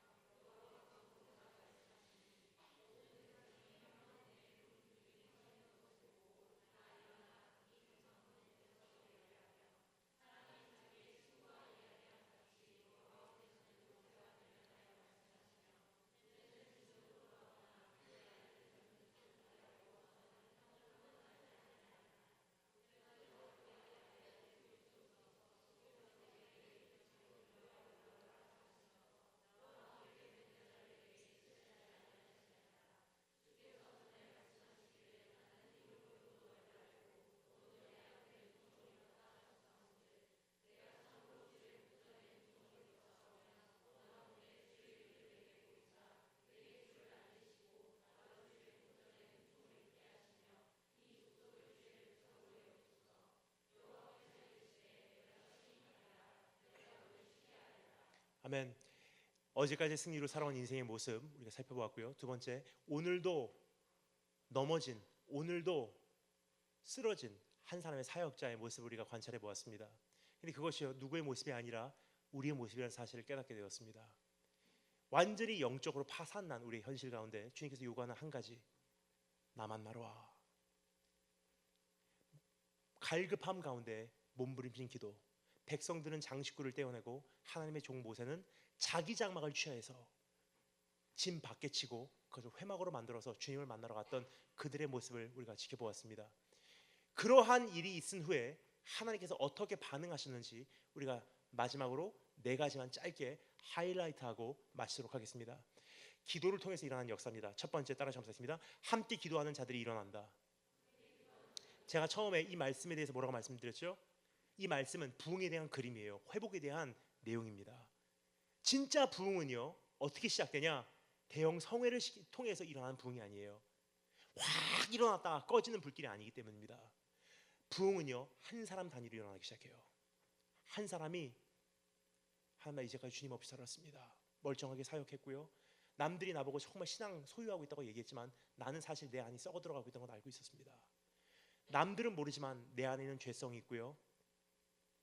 신앙생활 한다고 했지만 신앙생활 가운데도 나는 공허함이 있었음을 고백합니다. 그래서 그 공허함을 채우기 위해서 여자친구 혹은 남자친구를 통해서 채우려고 했고요. 그때마다 수치로 끝났고요. 아픔으로 끝났고요. 상처로 끝났고요. 죄로 끝났고요. 육신도 마음도 지금 다 더러워진 상태로 오늘 주님 앞에 찾아왔습니다. 하지만 오늘 이대로 살지 않겠습니다. 왔던 길 그대로 돌아가지 않겠습니다. 오늘부터 제단 쌓겠습니다. 나 오늘부터 골방으로 돌아갑니다. 오늘부터 주님 만나겠습니다. 그리고 진짜가 되겠습니다. 그렇게 결단을 하면 어떠한 역사가 일어납니까? 나 혼자 그렇게 한 것뿐인데 참 미안해요. 한 사람 한 사람 합류하기 시작해요. 나도 같이 기도해야 될까요? 참 기도하는 모습이 부럽습니다. 나도 함께 기도하고 싶습니다. 성경이 기록합니다. 여호와를 앙무하는 자는 다 진박 회막으로 모세와 함께 나아가며, 모세가 회막으로 나아갈 때는 백성이 다 일어나 자기 장막 문에 서서 모세가 회막에 들어가기까지 바라보며, 뭐죠? 모세는 혼자 자기 장막 회막으로 들어가기를 원했는데요, 백성들이 쪼인하기 시작했어요. 나도 가도 괜찮습니까? 저도 같이 가도 될까요? 청년 한 사람이요, 교회에서 밤에 무릎 꿇기 시작하면요, 나도 모르는 사이에 권사님들이 오기 시작해요. 나도 모르는 사이에 집사님들이 쪼인하기 시작합니다. 나도 모르는 사이에 이 청년부 다른 형제 자매들이 밤에 예배당을 찾아요. 여러분 기억하십니까? 대한민국 교회 현실 딱 20년 전에만 해도요, 교회 밤에 불이 안 꺼졌었어요. 열어놨었어요. 물론 안전했던 시대였고요. 하지만 그 당시만 해도요, 교회 곳곳에 퍼져서 기도하시는 권사님들과 집사님들의 모습이요, 언제든지 웬만한 교회에선 다 발견이 가능했다는 것입니다. 하지만 지금 어떻습니까? 기도 안 하는 교회예요, 이제는. 그래서 오늘 이 시간 너무나 감사한 것은요, 목사님과 대화를 나눴습니다. 이제부터 기도하시잖아요, 여러분. 근데 이 기도의 열기가 여기서 끝나는 것이 아니라 한 사람 한 사람의 기도의 불꽃으로 번져 가셔서 나의 삶에서도, 가정에서 그렇게 기도하시고 밤에 주님의 전을 찾으시는 우리 한 분 한 분 되실 주님으로 축원합니다. 그렇게 기도하면 몰려오게 돼 있어요, 이제는. 두 번째 단어 잠수했습니다. 주를 경외하는 현실이 시작된다. 모세가 회막에 들어갈 때 구름 기둥이 내려와 회막 문에 서며 여호와께서 모세와 말씀하시니 모든 백성이 회막 문에 구름 기둥이 서 있는 것을 보고 다 일어나 각기 장막 문에 서서 예배하며 하나님을 경외하기 시작하는 거예요. 어떤 사람들은요, 나도 함께 기도하러 가도 될까요? 라는 용기가 없는 사람들도 있어요. 어떤 사람들은요, 내일 직장 출근해야 되니까 밤에 기도하러 가겠습니다라고 함께 합류하지 못하는 사람들이 있어요. 하지만 각기 자기 장막문에 서서 하나님을 각기 다양한 방법으로 예배하기 시작해요. 이런 뜻이에요. 내가요, 오늘 밤부터 내가 정말 새벽마다 내가 기도하러 오겠습니다. 그렇게 결단하고요, 오늘 집에 가서 주무시고 내일부터 새벽 제단을 찾기 시작합니다. 새벽 4시 반에 일어나서 옷 갈아입고 그 추운 새벽 공기를 마시면서 집 현관문을 따고 뒤에 닫고 나올 때 우리 아빠, 밤새도록 술 드신 우리 아빠 자고 계세요. 한 달, 2달 나는 새벽 제단을 그렇게 찾아요. 근데 어느 날 아빠가요, 듣기 시작한 거예요. 얘가 어디 가지? 나중에 물어봅니다. 어디 가니? 새벽 기도 가요. 한 달, 두 달 또 계속 새벽 전환을 쌓아요. 근데 그날에는요, 아빠가 정말 술을 많이 드셨는데 너무 힘든 일이 있어서 그렇게 아빠에게 전도해도 반응도 안 했던 그 아빠, 그날은 아무리 술을 밤새도록 드셔도요 취하지 못한 거예요. 그만큼 충분하도록 주무셔야 되는데 새벽 5시에 깨 계신 거예요. 정신이 나갔다 들어왔다 나갔다 들어왔다 비몽사몽간에 또 딸이 문을 따고 나가는 소리를 듣습니다. 그 순간 아버지가 어떻게 하실까요? 물론 나도 같이 기도하러 갈게 말 안 해요. 나도 예수님을 믿겠습니다. 그때는 말 안 합니다. 밤새도록 고민했던 그 아빠가 아마 이렇게 얘기할 거예요. 신이여, 하나님이여, 정말 당신이 살아계시다면, 내 딸이 섬기는 그 하나님이 정말 살아계시다면 나도 한번 구원해 주세요. 누워서 뭐라고요? 각기 자기 장막문에 서서 하나님을 경외하기 시작했대요. 레벨은 다 다를 수 있어요. 과정은 다 다를 수 있어요. 색깔은 달라요. 비록 내가 기도하러 가겠습니다 말 못해도요, 나 지금 당장 믿겠습니다 반응 안 해도요, 내 한 사람이 기도하기로 작정을 했더니 하나님의 영광이 이제는 임하기 시작하는 거예요. 그럼 어떻게 되죠? 그토록 복음을 전했지만 영접하지 않았던 나의 아빠가, 나의 엄마가요, 각기 자기 장막문에 서서 자기 말로 얘기하는 거예요. 하나님, 당신이 정말 살아계시다면, 내 딸이 저렇게 찾는 하나님 정말 살아계시다면 나도 한번 만나주세요. 주님을 예배하는 현실이 이제 교회 안에 전염이 되기 시작해요. 다 번져가기 시작해요. 세 번째 따라 점했습니다. 주를 섬기는 다음 세대가 준비된다.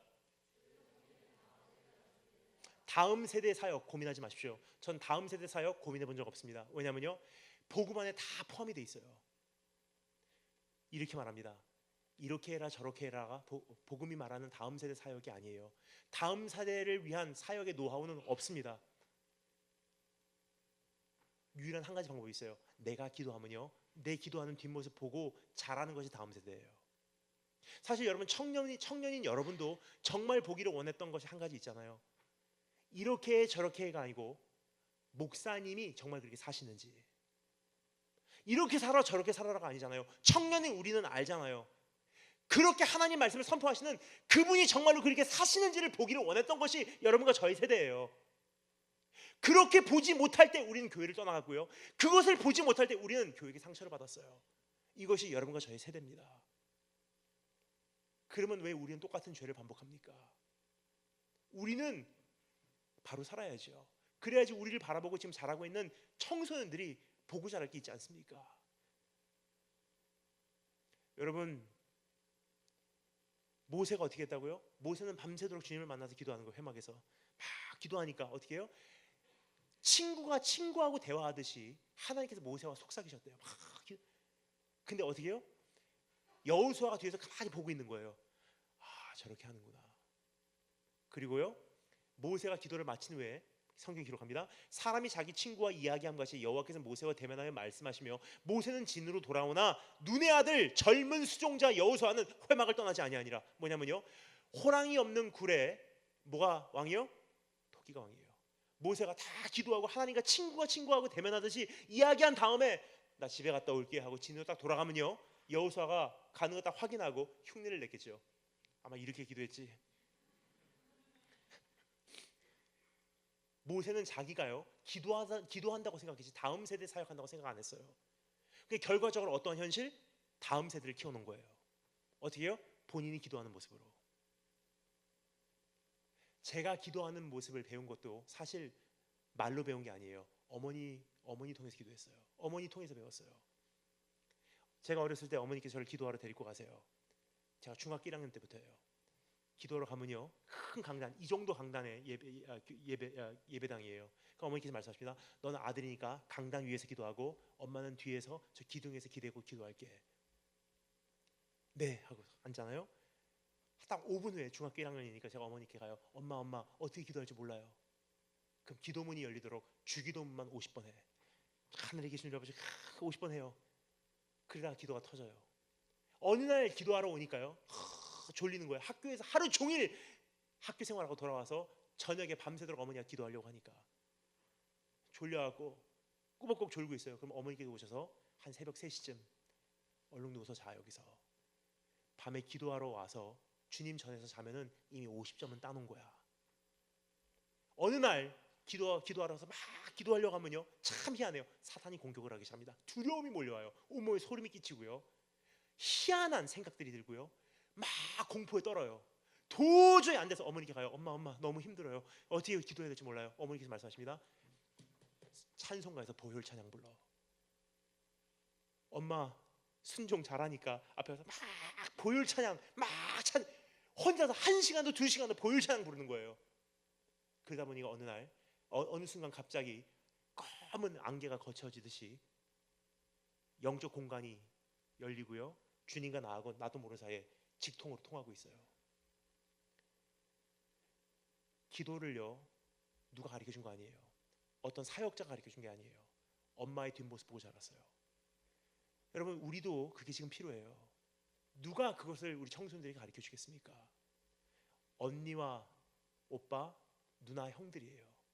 이 교회 이제부터의 여러분이 이 교회를 그렇게 짊어지지 않으면요, 대한민국 교회는 이제부터는 희망이 없어요.